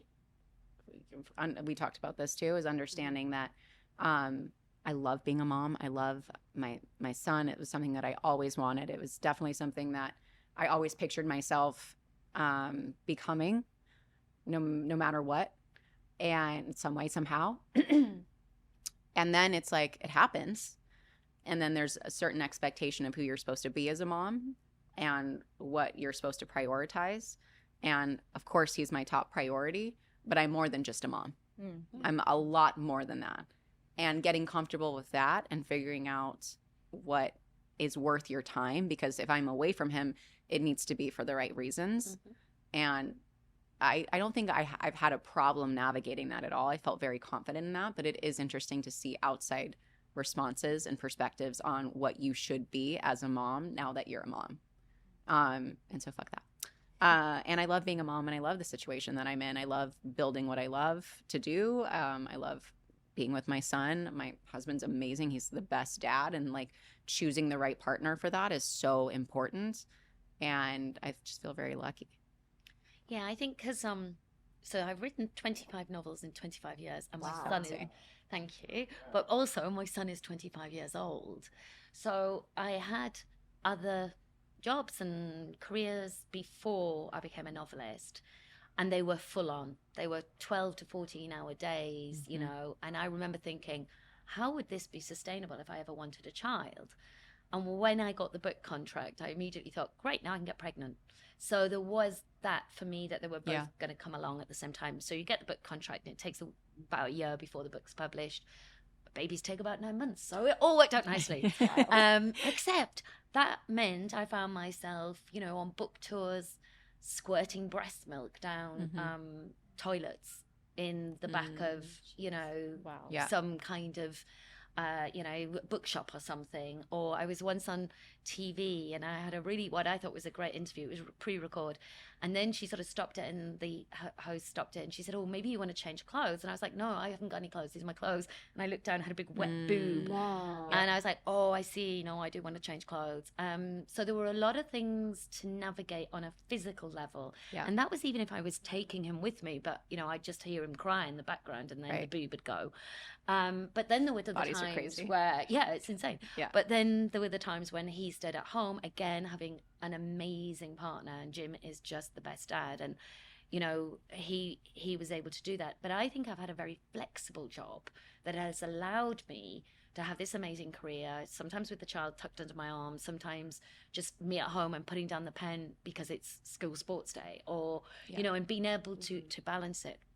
And as a young man now, I think I've brought up a guy who will really respect his partner's own career and her own life, and he will never think he's more important, or he's you know, he will think he's equally important. And I think that was a great thing to teach him, and he thinks he's equally important too. I mean, he actually, secret, don't tell him, he's more important, but I spent a lot of time telling him, you know, this is equally important to mom, I've got to get this done, you know, because I wanted him to understand deadlines, I wanted him to understand working, you know, I wanted him to understand the life I was providing for him, you know, and the graft that went behind that. So there was an awful lot to negotiate, but we did it, and we did it as a threesome, and you know, my husband and me, and Conrad, who was just, you know, an amazing child of working out. I remember when he was about 5 and he came on tour with me, and he looked wearily at the book retailer and said, and are your stickers left or right? Because after I signed books, he used to sticker them up. But That's each retailer, it was so cute, because the retailer each had a different pattern of where, you know, how they had their stickers, and he'd lost track of which shop we were in. But he's always been super supportive, and aware that I need it. I wouldn't be as good a mum if I wasn't working all this through, working myself through by having a career. 1,000%. Yep. I love this. Have you ever liked a girl? Love this question. Not on that sense, but I think I don't know. I want to actually hear from you all on this front. I can appreciate. I do appreciate a woman's body. Like I find that sexy and empowering. And I think that's interesting that there's. I don't think women admit that a lot. Like, I would never want to be in that type of relationship. That's not what I'm interested in, but I can definitely understand and respect it. I think I'm the same. I think when it says, do you ever like a woman? I pretty much like all women. I think we're all amazing, but I like them in that way. I like them as friends. I can look at them and think they're beautiful. I have no problem with seeing people and going, you're beautiful. Or, I mean, I've got to be careful because it's really, you know, it's going to get me cancelled where I go, God, your boobs are amazing. But I actually just mean it in a really beautiful way. I could say your elbow's amazing. I mean, you know, I can just see beauty, but it doesn't make me feel turned on. It doesn't make me want that. So I know that where I am on the scale, I'm very heterosexual, but I don't know, is that conditioning? Because in my generation, it just wasn't really, there wasn't talk of a spectrum. There wasn't talk of, you know, oh, you really, this person's your best friend and you think she's got amazing boobs. Maybe you want to kiss them. It just wasn't, you know, it just wasn't a thing. It was just like, this person's amazing. She's got great boobs. Maybe you want to borrow her top. You know, it was like that. It was just a different world. I don't know. But I feel it's really, I tell people they're beautiful all the time. And I think it's important inside and out. And, you know, inside's actually more important. So yeah, I love women because we're amazing, but I think you mean in a different way. No, I love that answer, and I think that's exactly right. It's like, is there a spectrum? Yeah, I think so. You don't have to be interested in them actually sexually in that way to appreciate what they have. I've been sexually attracted to women before, but I feel bad saying this. I'm not romantically attracted to women. And for me, that's an avenue of my sexuality I just never explored because I would feel like I was objectifying and using a woman, and I would never want to do that. You know what I mean? Because I know that there would never, and there doesn't always have to be a romantic end goal, right? But that's something I'm actually working through right now. I was having a conversation with a friend last night about that, where she's like, and she's a lesbian. She's like, it sounds like this is something you need to explore, but I just haven't yet, you know?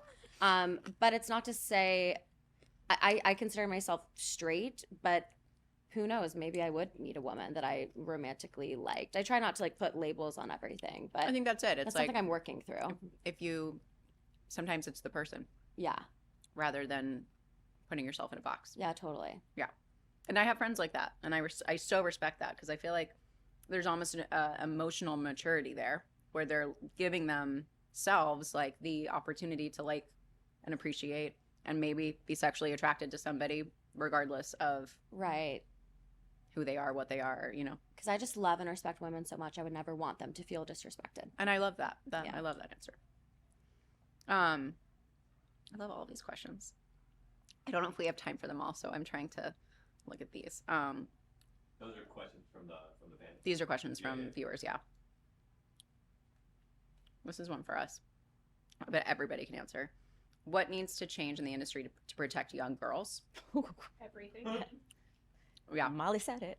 right? Yeah, I mean, man, where do I begin? This one's hard because I feel like everybody's circumstance is different. And this so matters how you're raised. And that's a little unfair because that's kind of taking the importance of other players away. Responsibility of The other responsibility players. of other players, yeah. But I think ultimately it's the taking advantage of and no, like manipulation. Under like there's a lot of manipulation of young girls in particular, but like child actors as well in the industry. It's like I think there's a lot of circumstances where they know that they can get away with more because either you don't know better or they can kind of gather that you don't have that support that maybe you should have. And you're at such a pliable age where somebody can shape the way you think about something and use it, you know, for their own benefit. And that's awful and scary. And it happens so often. I mean, I feel like I had my parents were so supportive of the industry and I never felt forced to do it. I was so lucky in so many ways. But looking back on it, I feel like there were certain circumstances that might have been out of their control even, that I was put into that definitely should not have happened. And I would never want to happen to Hendrix. Like Hendrix is so outgoing and I think he kind of wants to be in front of the camera and I'm not opposed to it. Would never keep him from it. And I think it's lucky because I have an inside view of what that looks like and what it shouldn't look like. But other kids getting into that situation, like so often, and so often the parents aren't prepared for it either. So they don't know what their kid is at risk of. So there's a lot of factors there. I don't necessarily know what should be done other than how about we hold people accountable, because not enough people speak up when they see something wrong. So when they see a producer taking advantage of a kid and their parents, somebody should speak up and make sure that that doesn't happen or that's never allowed to happen again. And just for clarity, do you mean financially, sexually, morally, working hours? I mean, there's so many ways that you can be taken advantage of as an actor, but as a child actor in particular. And for girls, it's even, I think, more important because there are a lot of predators out there. Yeah. I'm not saying that it doesn't happen to young boys because it definitely happens and nobody talks about that. So that is just as important. But I think the target is always easier when it's a female. and normally they're objectified in a different sort of way. And I think there's a conversation here that we're having on a very large scale, which is we refer to minors, female minors, as young women. Mm-hmm. And 30-year-old men as boys. And 30-year-old men as boys, and boys will be boys. And that needs to go away, not just in our industry, but just in our society in general. But I think that sort of thought process is, I think young girls are sexualized in so many different ways. Are there laws? Are there laws and rules? Are there chaperones? Are there? Well, that's what I mean by holding people accountable, because technically, yes. But Now there has to be a SAG representative. If it's a sexual sort of situation, and I don't even necessarily mean sexual in the traditional sense of like sex, but there's also the nudity aspect, or sometimes there's child scenes. I mean, like there's certain things where it's like there are technical guardrails, and now a SAG representative has to be on set. You have to have a intimacy coordinator. There's other things in place, but that doesn't mean that everybody follows them. No, and anyway, it's an overwhelming place to be, isn't it? I feel like therapy should be involved in sets. I think, too, when you're young and you first enter this industry, there's such a, how do you say it? Desesperación, desperation? Is that how you say it? Yeah. Desperation to make it. Yeah. That any boundary you have or you thought you had is out the window. When I first started, my parents were not involved. That's a whole other story. But I did everything by myself. And I wanted to make it so badly that I didn't want to have that parent that, because they kept saying to me, oh, don't tell me you have those like overbearing parents. Oh, don't remember Macaulay Culkin? Like they bring up that situation all the time. And because you want to make it so bad and you don't want to be a problem and you always have to be grateful. I was laughing earlier when you talking about how I was genuinely smiling. I'm like, oh, because you were grateful to be on set? Right. It's like you always have to be grateful for the job and like show that you're grateful. Like you can't really be yourself. And so I kind of pushed my parents away. Like, I don't need you. I have it figured out, because I thought I had people taking care of me. I didn't. And, you're so desperate to just change who you are and be more, what's called sophisticated and what they want. And be what they want. I think be what they want. Yeah. Be valuable to them. Yeah. Right. That you just be a child's version of what you think sophisticated is. And, exactly. Oh, bless you. And I was 16, so overnight I have to fill out a W-2 form. Right. I don't know what that is. I'm relying on someone else to tell me what that is, and she's telling me to file 10 on dependents, and I didn't know what that meant, and it was a whole situation. But you're like, I don't want to have those overbearing parents, and I don't want to have this, and I don't want to have that, because I have to make it. What does that mean? Just to educate anyone else listening. You get more money up front, and then you pay more in taxes later. Okay. Yeah, and so because I get more money up front, reps get more money up front, and then you have to suffer the brunt of it later. Maybe I'm wrong, but that was my experience. Yeah. But yeah, I think There's when you're loopholes. young, you just want to make it. You want to say, yes, I can do everything. And if you can't do it, you're like, no, I can do it. And so I think the sets just need therapy, especially when they're young. Yeah. But two, having a really good support system is really important. And just not be so desperate to make it, because it's not all it can be. There are so many of us that talk about our mental health issues, and they're real for a reason. I mean, we're still here and we're still kicking, but a lot of women have left for the very same reason, and I grew up being, I'm Latina, so when I first started in the early 2000s, there weren't a lot of us on set, and so I was told how I was supposed to act, what I was supposed to do. I shouldn't wear hoop earrings because it's too ghetto. Okay, well, I should wear hoop earrings because I have to play Mexican in this part. There's just so much to it, but I think knowing who you are, having a backbone, like not have this be everything, and just not be so desperate to where you lower Sacrificing yourself, essentially.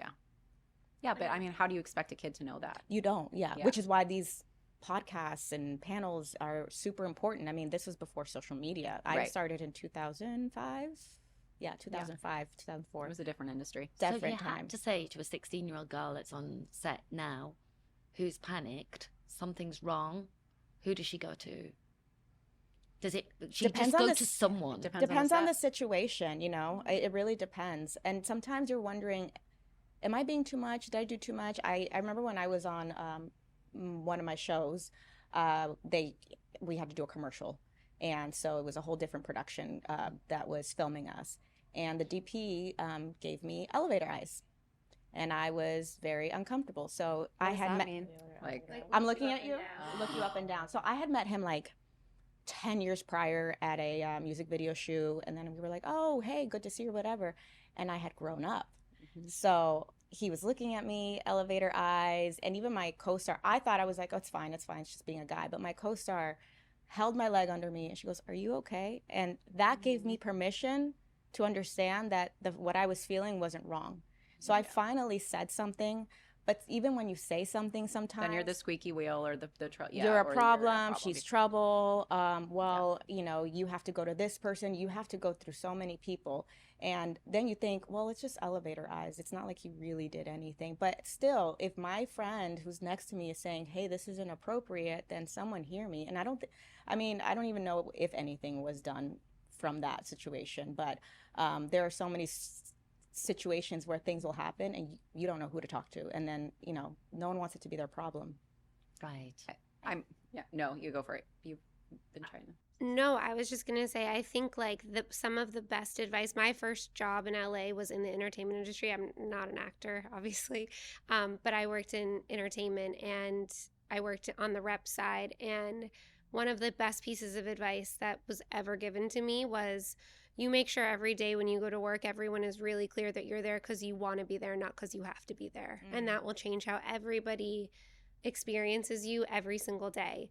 Like, you show up and you're just like, I'll go. You don't want me here, or we have a problem, I'll go. Like, I think, like what you're saying, there's such a desperation to make it in this industry and in so many other industries that people are like, well, I can't. And then it gets in your head, and then all of a sudden you feel stuck in the situation that you really don't want to be in. And I think when you can flip the script and call stuff out in the moment and be really clear about the fact that this is a mutual relationship that's going to exist and I'm going to go if it doesn't work for me, it really helps how people experience you.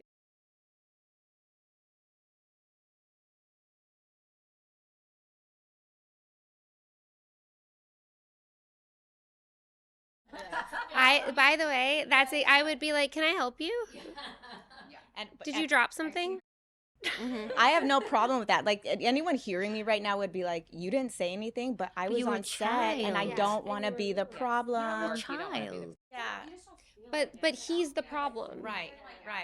He should be internalized as the problem, not you. Right. If anything, you're doing him a favor by saying, I'm going to call you out on this so that I don't call somebody else to let them know about your behavior. Right. I'm going to check you right now so you have a chance to correct. But unfortunately, I didn't know that it was okay for me to be upset about that behavior. course not. Someone Not had then. to hold my leg and No. ask me if I was okay to understand, okay, so me being uncomfortable was appropriate right now because, you know, I've been told I'm dramatic, and yes, I am, but I accept that for who I am, and it makes me a great actress.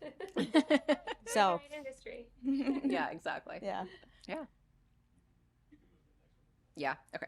There is. Kind of like we can say we're gonna. I have one more question that I think is great, one and then we'll play question, the game. we change tone. We're gonna go super silly.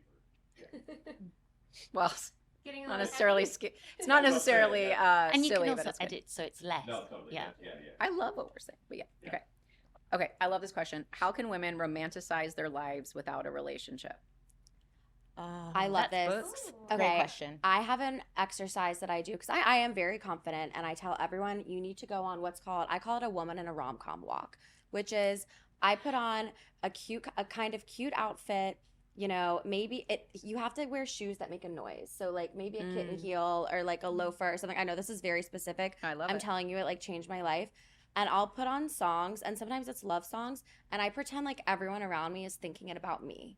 Like, I will just be listening to music. Like, there's this song, Look What God Gave Her. I love it. And I'm like, everyone is thinking this about me right now. That's like, amazing. I'll just like go on little walks where it's like the music I listen to is like a love letter to myself. I love that. I love Yeah. that. That's genius. Yeah. A woman in a rom-com walk. I think everyone should do it. Obviously, I'm going to give a shout out to books for that one. Because Yeah. I just think, you know, go and have the. In fact, I said that today on my socials. You know, it's just like you don't need to be in a relationship today, and today is one of those days where you really feel the weight of whether you are or you're not, and should you be, and blah. Blah. And it's like you can go and have a relationship with a book right now, and you can just go and have some fun, and you know, if you want romance, it's there. If you want a thriller, it's there. Just give it a whirl. Dancing's another good one. Mhm. Just even dancing on Yes. your own is so fun. Shake your ass more. Oh Yeah. my God, I shake my ass all the time. You know, Yeah.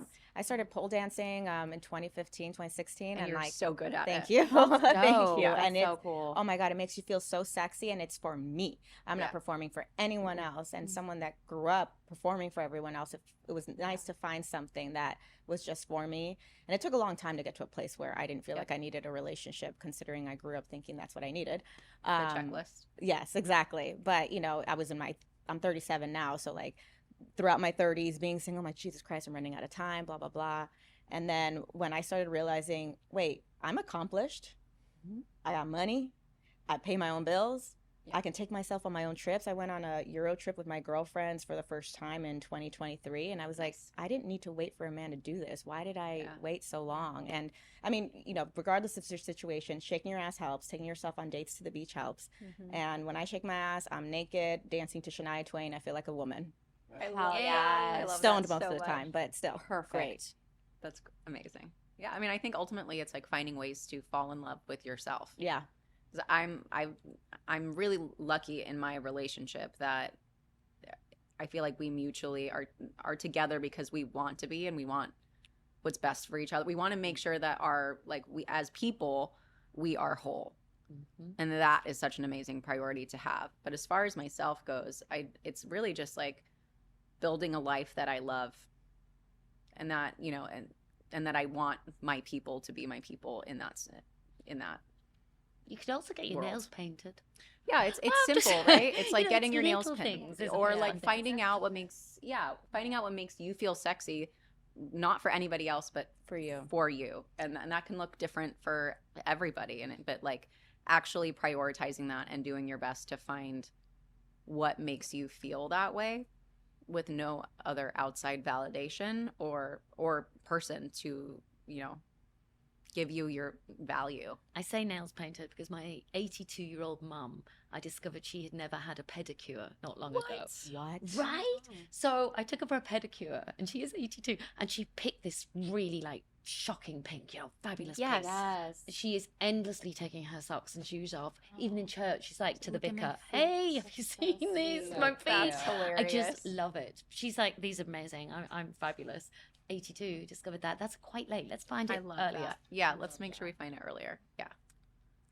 It's not easy getting here, by the way. I No. just want everyone to know it's No, not it's not something you easy. just wake up and believe. No, Yeah. it's like it's a choice. It's definitely sure. a choice. Like, okay, I can't rely on someone else to make me happy. And when you Yeah. realize that, then I think that's when the journey begins, and you try to figure out, okay, just like with foreplay, like what do Right. I like? What makes me feel Mhm. sexy? What do I need think to do? That's an important one too, is that even when you're in a really healthy, awesome relationship, it's okay to find something that you enjoy if your partner doesn't enjoy it. Yeah. I think we Yeah. so Yeah, often I like think you bend really need and on both sides, like bend to like, oh, I don't really like that, but I'll do it. And sometimes that's okay. It's like compromising to make your partner happy, but finding something that you enjoy no matter what, whether your partner likes it or not, I think is super important and healthy. I think also having a good support group and friendships, which, you know, I have one of my friends, anytime I'm going through anything, or let's say I do something that's on the internet, and she sat me down and she was like, hey, this is a safe space. No judgment here. If this is the answer, cool. We write at dawn. If that's the answer, if this other thing is the answer, okay, how can I help you? And it really helped me kind of just figure out myself and not have to pretend in front of someone, because she already opened it up with, it's a safe space. Right. And so I've been able to figure out like me and who I am, and like be honest with someone of, well, this was actually my intention, not what I said. And, you know, Yeah. it's a whole journey, but I think good girlfriends really, really matter. Absolutely. Also, this is tactical. Drink out of the nice glassware. I'll just drink a glass of water out of like my That's really true. fancy glassware. Fancy thing. Why Yeah. do use the nice glassware? I Eat your agree. breakfast off the fine china. Like we have this such a weird mentality that you have to That's reserved for somebody reserve else. nice. Right. And one more thing, buy yourself gifts. Buy yourself like really good gifts. Even with a husband, I love buying myself Like gifts. use the nice china. Stop saving that nice perfume. Like just you deserve it right now. Yeah. The Yeah. future you don't have to wait for the future you. True. You deserve it at this That's a big moment. one too. I think that's true of everything. Clothes, candles, Yes. burn the Everything. candle, wear the clothes. Yes, You don't wear have it. to Do wait it for now. anyone. Yeah. Mhm. I got these like little sparkly hair clips to pin my hair back when you do your makeup. And I was just like, every time I see them, like my little 8-year-old self is like so happy. And I'm just like, oh, these are my special clips. And it like starts my day off in a very nice way. I love that. Totally. Oh, and I love you guys. Okay, there is a really fun. Actually, that's something that I need to stop doing, and I'm so guilty of it. Saying you guys instead of like you ladies or. I think you all of guys you. could be okay. It's about okay. it. Yeah, how do you that feel can be about that? gender neutral. Yeah. You broads. You can lean into Yeah. y'all. Yeah, y'all. Yeah. Yeah. I lived in Tennessee for 2 years. It There you counts. go. But every time I say it, I'm like, why do I say that? I don't know. When men do it, I'll be like, hi, gals. I'll join it. Because when men do it, I don't like it as much. But I like to mess with them. So if I join a call and there's men on it, I'd be like, okay, hi, girls. What's going on? You see, And it's isn't like, it- you can't say it's anything. again perspective because Yeah. it was quite a thing to start being called a guy instead of ladies. Uh-huh. Oh, here the ladies come. Right. So there was a point where we just actually were all the guys together. right. And it didn't matter if you were a male or a female, you were just the gang. Mm-hmm. That's quite a good way around. Hey, gang. right. Because Yeah. then that can just be Everybody. boys or girls. It doesn't Yeah. matter. Anyone in between. All the gang members. Yeah. Yeah. All Exactly. Yeah. I feel like we've been unlearning a lot, and there are some things we should give ourselves grace for, like saying, "Hey guys," because Yeah. It's not we the end know of the world. Yeah, we It's know not the really not. intention We have behind bigger fish it. to fry. Yeah. There's the overthinking in me. No, I mean, listen, I do it all the time. And, Yeah. you know, like you said earlier, like, oh, you have great boobs. There are times where I compliment women. I'm like, maybe I think recently someone No, was I like, would. oh, I would love to be told. I know, that. right? I'm like, tell me Yeah. that. but like As even you know, I recently, do tell you someone, a I lot. was like, oh, did you lose weight recently? You look great. And then I thought to myself, oh, that could come across wrong. I didn't mean anything bad by it. It's like, I know you've It's a been working positive hard, reinforcement. you Yeah. know, Yeah, but yeah, that yeah. doesn't mean you look bad. You know, I Right. overthink too, but we're unlearning a it's- lot. Give yourself Right. some grace. Yeah, and I mean, Totally. it's still nice to be told that you look great. Yeah. But yeah, and that's I think the thing that I overthink is that to me it's a compliment, but it might not be to somebody else. And- Like, what should I say? Should I not say it at all? Yeah, there's always, And we're still learning. and we're still learning. Please tell me that my boobs are great. Cause Please. Yeah. They are Please. so good. Thank you. Well, you can't see them right I- now, but I know, I'm not- I now just I'm know curious. it. I If you look actually at know if you it. look at her Instagram, I'm gonna pull up profile your photo, Instagram really oh, I'll weirdly. show you guys after this. I don't Yeah, care. We have a fun game that I really want to play. That is kind of fun, kind of it's more like sad, but like maybe we'll laugh at it like we do with you. Perfect. It's called Eve Was Framed. What? Eve Was Framed. Oh, okay. So I like this concept because I feel like even if we're not religious, we know the story. Yep. And I think there's this nature of like we're supposed to be a certain way. We are almost like guilty before we're innocent. And I hate that, and I don't believe in that. And this is just an interesting. It's a multiple choice game, and it's okay if we get them wrong. Some of them, I would say most of them, are quite surprising. And obviously, I know the answer, so it's cheating. But I found all of these, and it's just quite crazy what I feel like women have dealt with over the years, or just accepted or swallowed. And thankfully, there are women that have stood up for every woman, and I think that needs to keep happening because nobody is going to come in and save us except for ourselves. Yeah. Can I say one thing about the Eve thing? I heard Yes. this in a sermon once. The pastor said, you know, the Bible says Eve was made from Adam's rib, not his feet, not his neck, his rib. Right. So they are equal. Right. That's all I have to say. Yeah. So, what percentage of global wealth do women hold today? A, 10 to 15%, B, 30%, or C, 50%? I sadly think it'll be quite low. I think it'll be 10 to 15. I'd say B. I would say B because we've grown a lot. Yeah, I think 30%. Still A, Wow. despite making You up have to more think than half the globally. population globally. If you Yeah. think of, I don't know, Yeah. India, Yes, Africa, true. there's a lot of continents where Yeah. women still don't have the same opportunities we have here. Yeah, We absolutely. live in such a bubble being in LA. Oh, in LA in particular. Yeah. Yeah. That's why I'm not living in LA. But, But yeah, you are. yeah. But you are. But I basically am. Until what year was marital legal in all 50 U.S. states? 1965, 1983, or 1993? 1993. Yeah. I'm going to guess that. Yeah. 93. 83. 93. Oh, the same year as medical You see, research. there's a lot of pessimism in this prim, I know. sexy girl. And it's great. Yeah, because it's true. 93 was when 93. finally when all 50 states Agreed that you agreed could that not rape marital your- should be Yeah, illegal. the- That it was even 93. a thing. Like, Yeah. they're like, no, you can't your spouse. Like what? Yeah. That's insane. But it's Oklahoma still and North questioned Carolina. these days in Uh-huh. court. Totally. Yeah. I know. Yeah. Oklahoma and North Carolina. Well, I were the actually last feel- of two. course it Shocking. was. Last in education too. Today, legal treatment and penalties can still vary by state, though. Yep. It's still a conversation in court Cool. where you have to plead your case. Love that. Crazy. Which country was the first to legalize abortion nationwide? A, the United States, B, the Soviet Union, or C, France? It I'm definitely gonna wasn't the go United Russia States. with that. I'm gonna say Soviet Union as well. Yeah. Yeah. Definitely not the First. U.S. It wasn't the Yeah. U.S. First. Definitely not with the U.S. Yeah, I think Russia. Yep, Soviet Union, which is wild. Soviet Union in 1920. Yeah. It got reversed later. Well, of We course. know what but that's They like. were the they were the first. But yeah. How many reigning queens, not consorts, have ruled globally throughout history? A, hundreds, B, 50, or C, 10? 50. I think 50. 50. I will go with 50 because I'm going with Yeah, you seem to know the No, answers. but hang on. Can I just check? You Yeah. don't mean UK queens? Nope, just Globally. Global. We may want to reduce our answer in that case. I'm thinking about it because So my gut told me there's 10. 4, 5. There's 4 in the UK. 5 in the UK we've had. There must be more than 5 elsewhere. Where? Are you ready? I'm Yeah. going to go with 10. Let's all change to 10. Let's all change to 10. Yeah. I would go with the 10. But yeah. Okay. So it's actually hundreds. What? And I think this is a very important Oh, because point. of the Egyptians. They're framed as rare, but they weren't. I There like are hundreds of queens queens that have been ignored. in control, not spouses. Oh. Yeah, because in the UK there is we've had 5, and one of them was a husband and wife team. Couldn't speak English, didn't live in England, but they were our king queen. Mhm. Don't go there. But yeah, I suppose the Egyptians. There was a lot of queens there that would have made up. Who else? Who else had queens? I'm not sure. I probably There must have should been lots put of that on here. Europeans, all Well, the we should, Spanish, yeah. the Include that in our French. education I know. Yeah. I'm sorry. We should go and research this. I'll Let's- update it. In like Jakarta and Indonesia. and Philippines and stuff Probably. like that. I'm going to Yeah. write a book on it.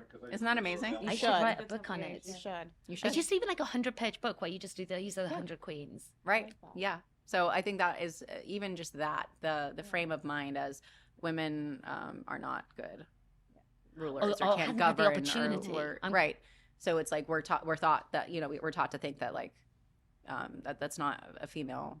I wonder if that's Job. recent history as well. It's flipped, hasn't it? Because Well, that that's the means point. ancient There were a lot history, of we did monarchies. have Yeah. females, Yeah. and then Or not we monarchies, flipped it. matriarchies. Yeah. There were a lot of matriarchs. Whew. Don't worry, I've been talking a lot. I was just going to say the notion that women can't lead because we're too emotional. I can tell you right now, my dad is a whole lot more emotional than my mom. And he would act on his emotions way more than my mom would. Like, it's an insane concept. Like, I've lived it and watched it and seen it play out in real time up close my entire life. And I'm like, by the way, I am too emotional to govern. I'm not the personality type for it, but it's not because I'm a woman. It's because I'm like my dad. I'm like my It dad. makes too. sense because we wouldn't have any war. If it, So this do you know is- what I mean? If this is the they thing. when they go to war, don't they? So Right. that I would go to war, so I shouldn't do it. So one thing that I do think is interesting, because I disagree with you, I think you would be a great leader. And the reason I say that is because what I think is so great about a lot of women, when they lead with empathy. That doesn't mean that they can't, that doesn't mean that, right. That doesn't mean that there's no consequences. In fact, there's probably more, but it's leading with empathy. It's caring about everybody, not just, Statistically, female CEOs generate fantastic returns. Yeah. Like Compared to male it's a pretty high statistic, right? The percentage. Better attention. Yeah. Yeah. Problem solving, all things. So I thought that was interesting. Which ancient society educated women alongside men? Sparta, Athens, or Rome? Athens.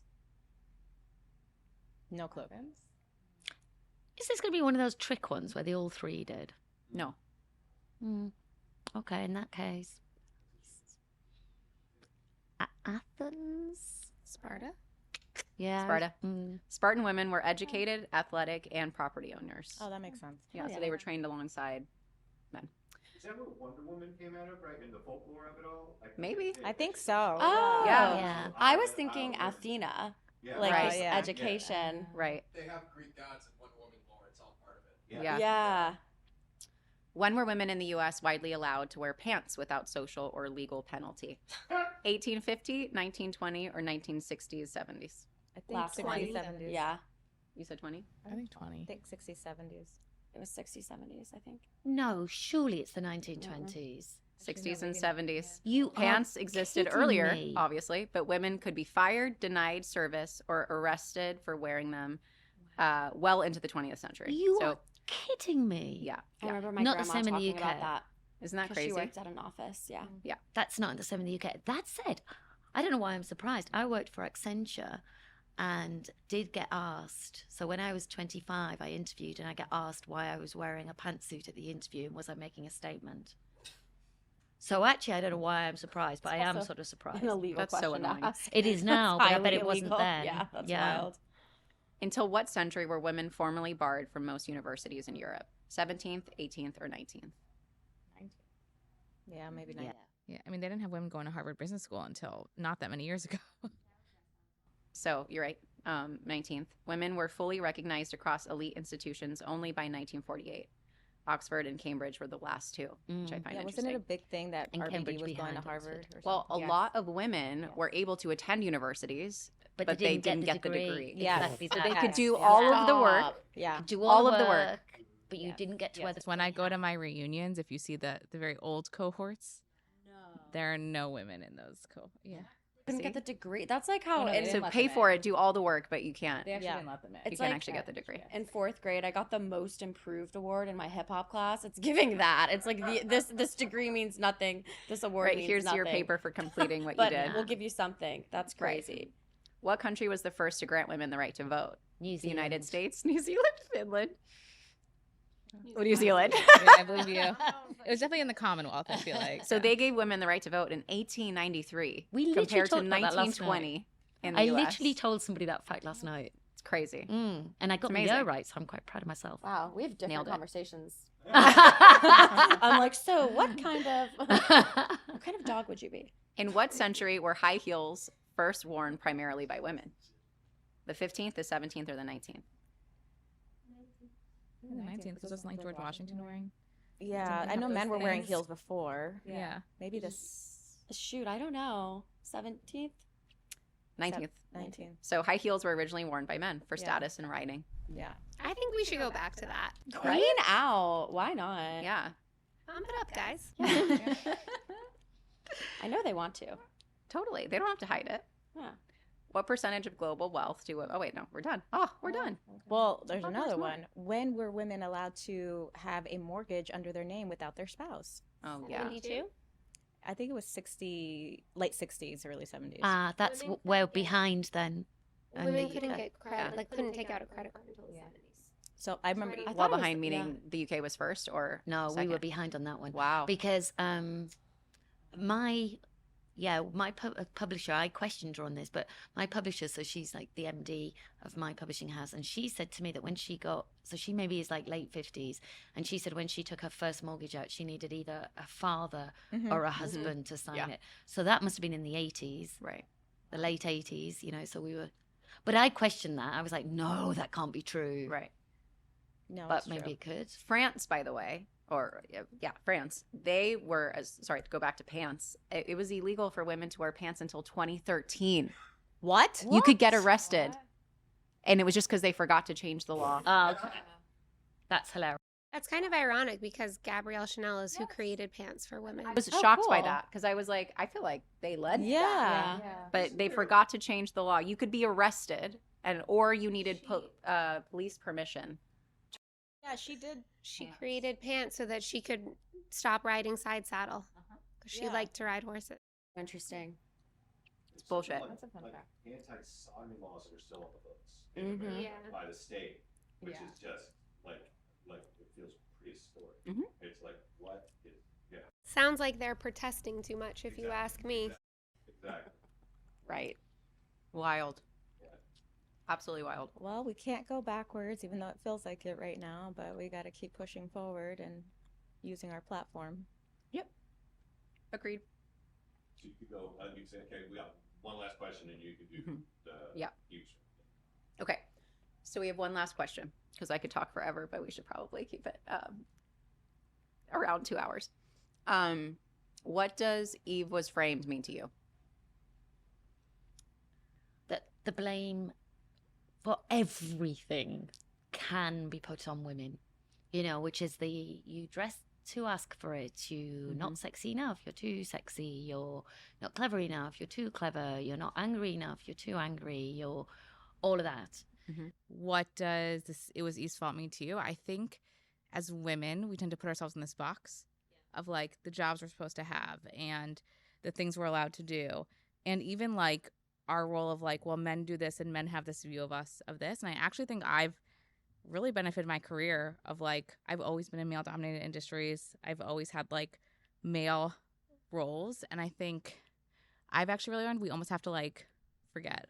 Like, it's like take yourself out of the box and really allow yourself the permission of you can do these things that you want to do. And, you know, you can be in this place and you can break the rules. And I think like almost giving us all permission of like, yes, it used to be this way, but actually things have been changing a little bit. Yeah. And actually, can I do also one final shout out? Having a 25-year-old man, you know, having a son, that there are some really good men out there. Yes, Absolutely. They I agree. Really, Yeah, really I have are. one. Yes, And I think have you two. backers in my business, Yeah. men in a Men. women's health business. And I think you could listen to this for 2 hours and think, you know, oh God, they really hate men. Absolutely not. No, I love men. I am love very men. keen. Love men. Yeah. I don't So like ignorant men. I think Well- that it's a bit like looking back at, and this really is only particular for the UK. I have no idea how it was in the US, but I look at who fought against the racist laws. And it was white, powerful men because they were the only people with any power. So there were white, powerful men fighting other white, powerful men, some for good, some for not.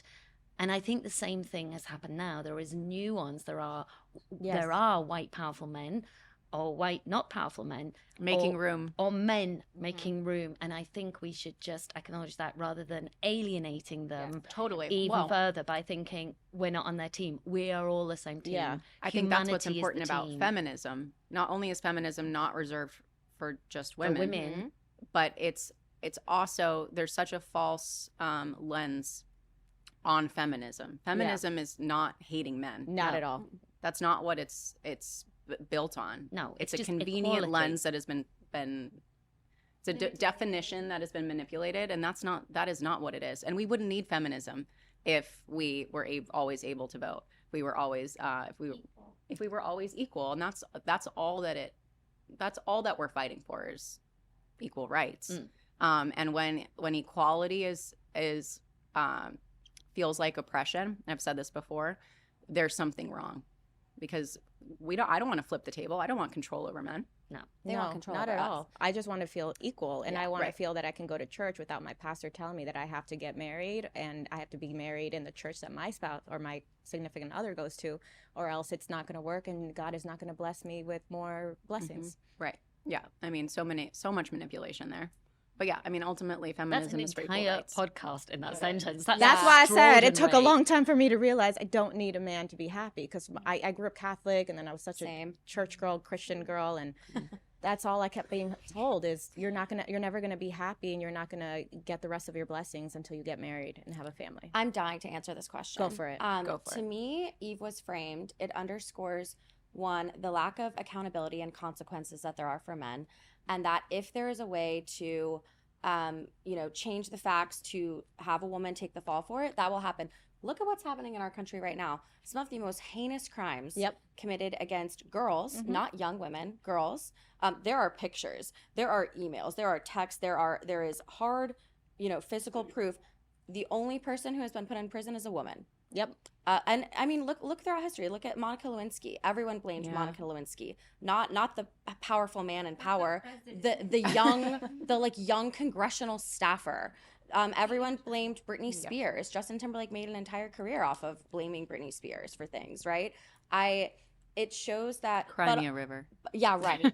And now we can all look at his career and laugh. Whoever made us think that beatboxing was good? I'm like, were we all just being gaslit? Okay? Were we just like in collective psychosis? That's insane.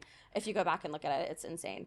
But also, if there is a way to not give credit to women, if there is a way to, you know, attribute her success to other factors beyond herself and her success and her skills and proficiencies, people will also do that too. And I feel like that's something we're fighting against constantly. Yeah. And I hope that what is occurring in our country right now is opening people's eyes to that, because not a single one of those men have been put in prison. Also, do you notice who's on the firing lines for everything that's happening right now? Yeah. Pam Bondi. Mm-hmm. Yep. She's taking she's part of the problem, 100%.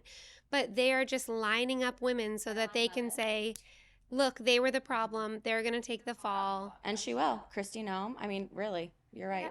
Yep. They've stacked their little deck right up. Yeah. It's a bummer. My Oura ring is going to tell me, like, your heart rate is racing. Yeah. Yeah. But look, I mean, I think ultimately social media is a double-edged sword, and there's propaganda, there's misinformation, there's everything out there. But there's also a lot of positive. Oh. There's conversations like this. Mm-hmm. It's empowering to know that there are other people that believe what you believe, and that we're all working towards the same goal. That, you know, there's power in numbers. And I think that there are a lot of us that felt like we don't talk about politics. Oh, I don't know a lot about politics, right? You know, I keep that to myself. However, everything right now is political. Mm-hmm. Even if you just pick one subject. For instance, women's health. Mm-hmm. I have been on that journey forever, and I've desperately been trying to get answers for the majority of my life, starting as a 15-year-old, because I was aware of it. And the fact that that is political is really sad, because it shouldn't be, but ultimately it is right now. So I have to be political whether I like it or not. Yeah, it's very true. But anyway, I digress. Thank you so much for being here. I think this was absolutely incredible. Thank you for your thoughtful answers, because I think ultimately you're all so unique, and you all have your own experiences, and being willing to share them so openly is fantastic. And what a good Galentine's Day. Thanks, ladies. The best Galentine's. Thank you so much. Thank you. So thank you, ladies, so much for being here. Honestly, it means so much to me. We Like, loved it. you all are so unique, and you all have something incredible to say, and I'm so just grateful to know all of you. And everything that you've said, I think, is going to be amazing for everybody to hear, and for women everywhere. So thank you so much. Thank you. And thank you to our amazing crew. I'm going to go down the list. Asher, Bree, Rick, Hayden. I just am so thankful for all of you, because this would not happen without you. And I love you so much. Happy Valentine's Day. Happy Valentine's. And Galentine's Day. Yeah. And thank you to our sponsors, Maison Wheats, 24K Skincare, and Hippie Water and Hippie Energy. So drink Hippie. Yay.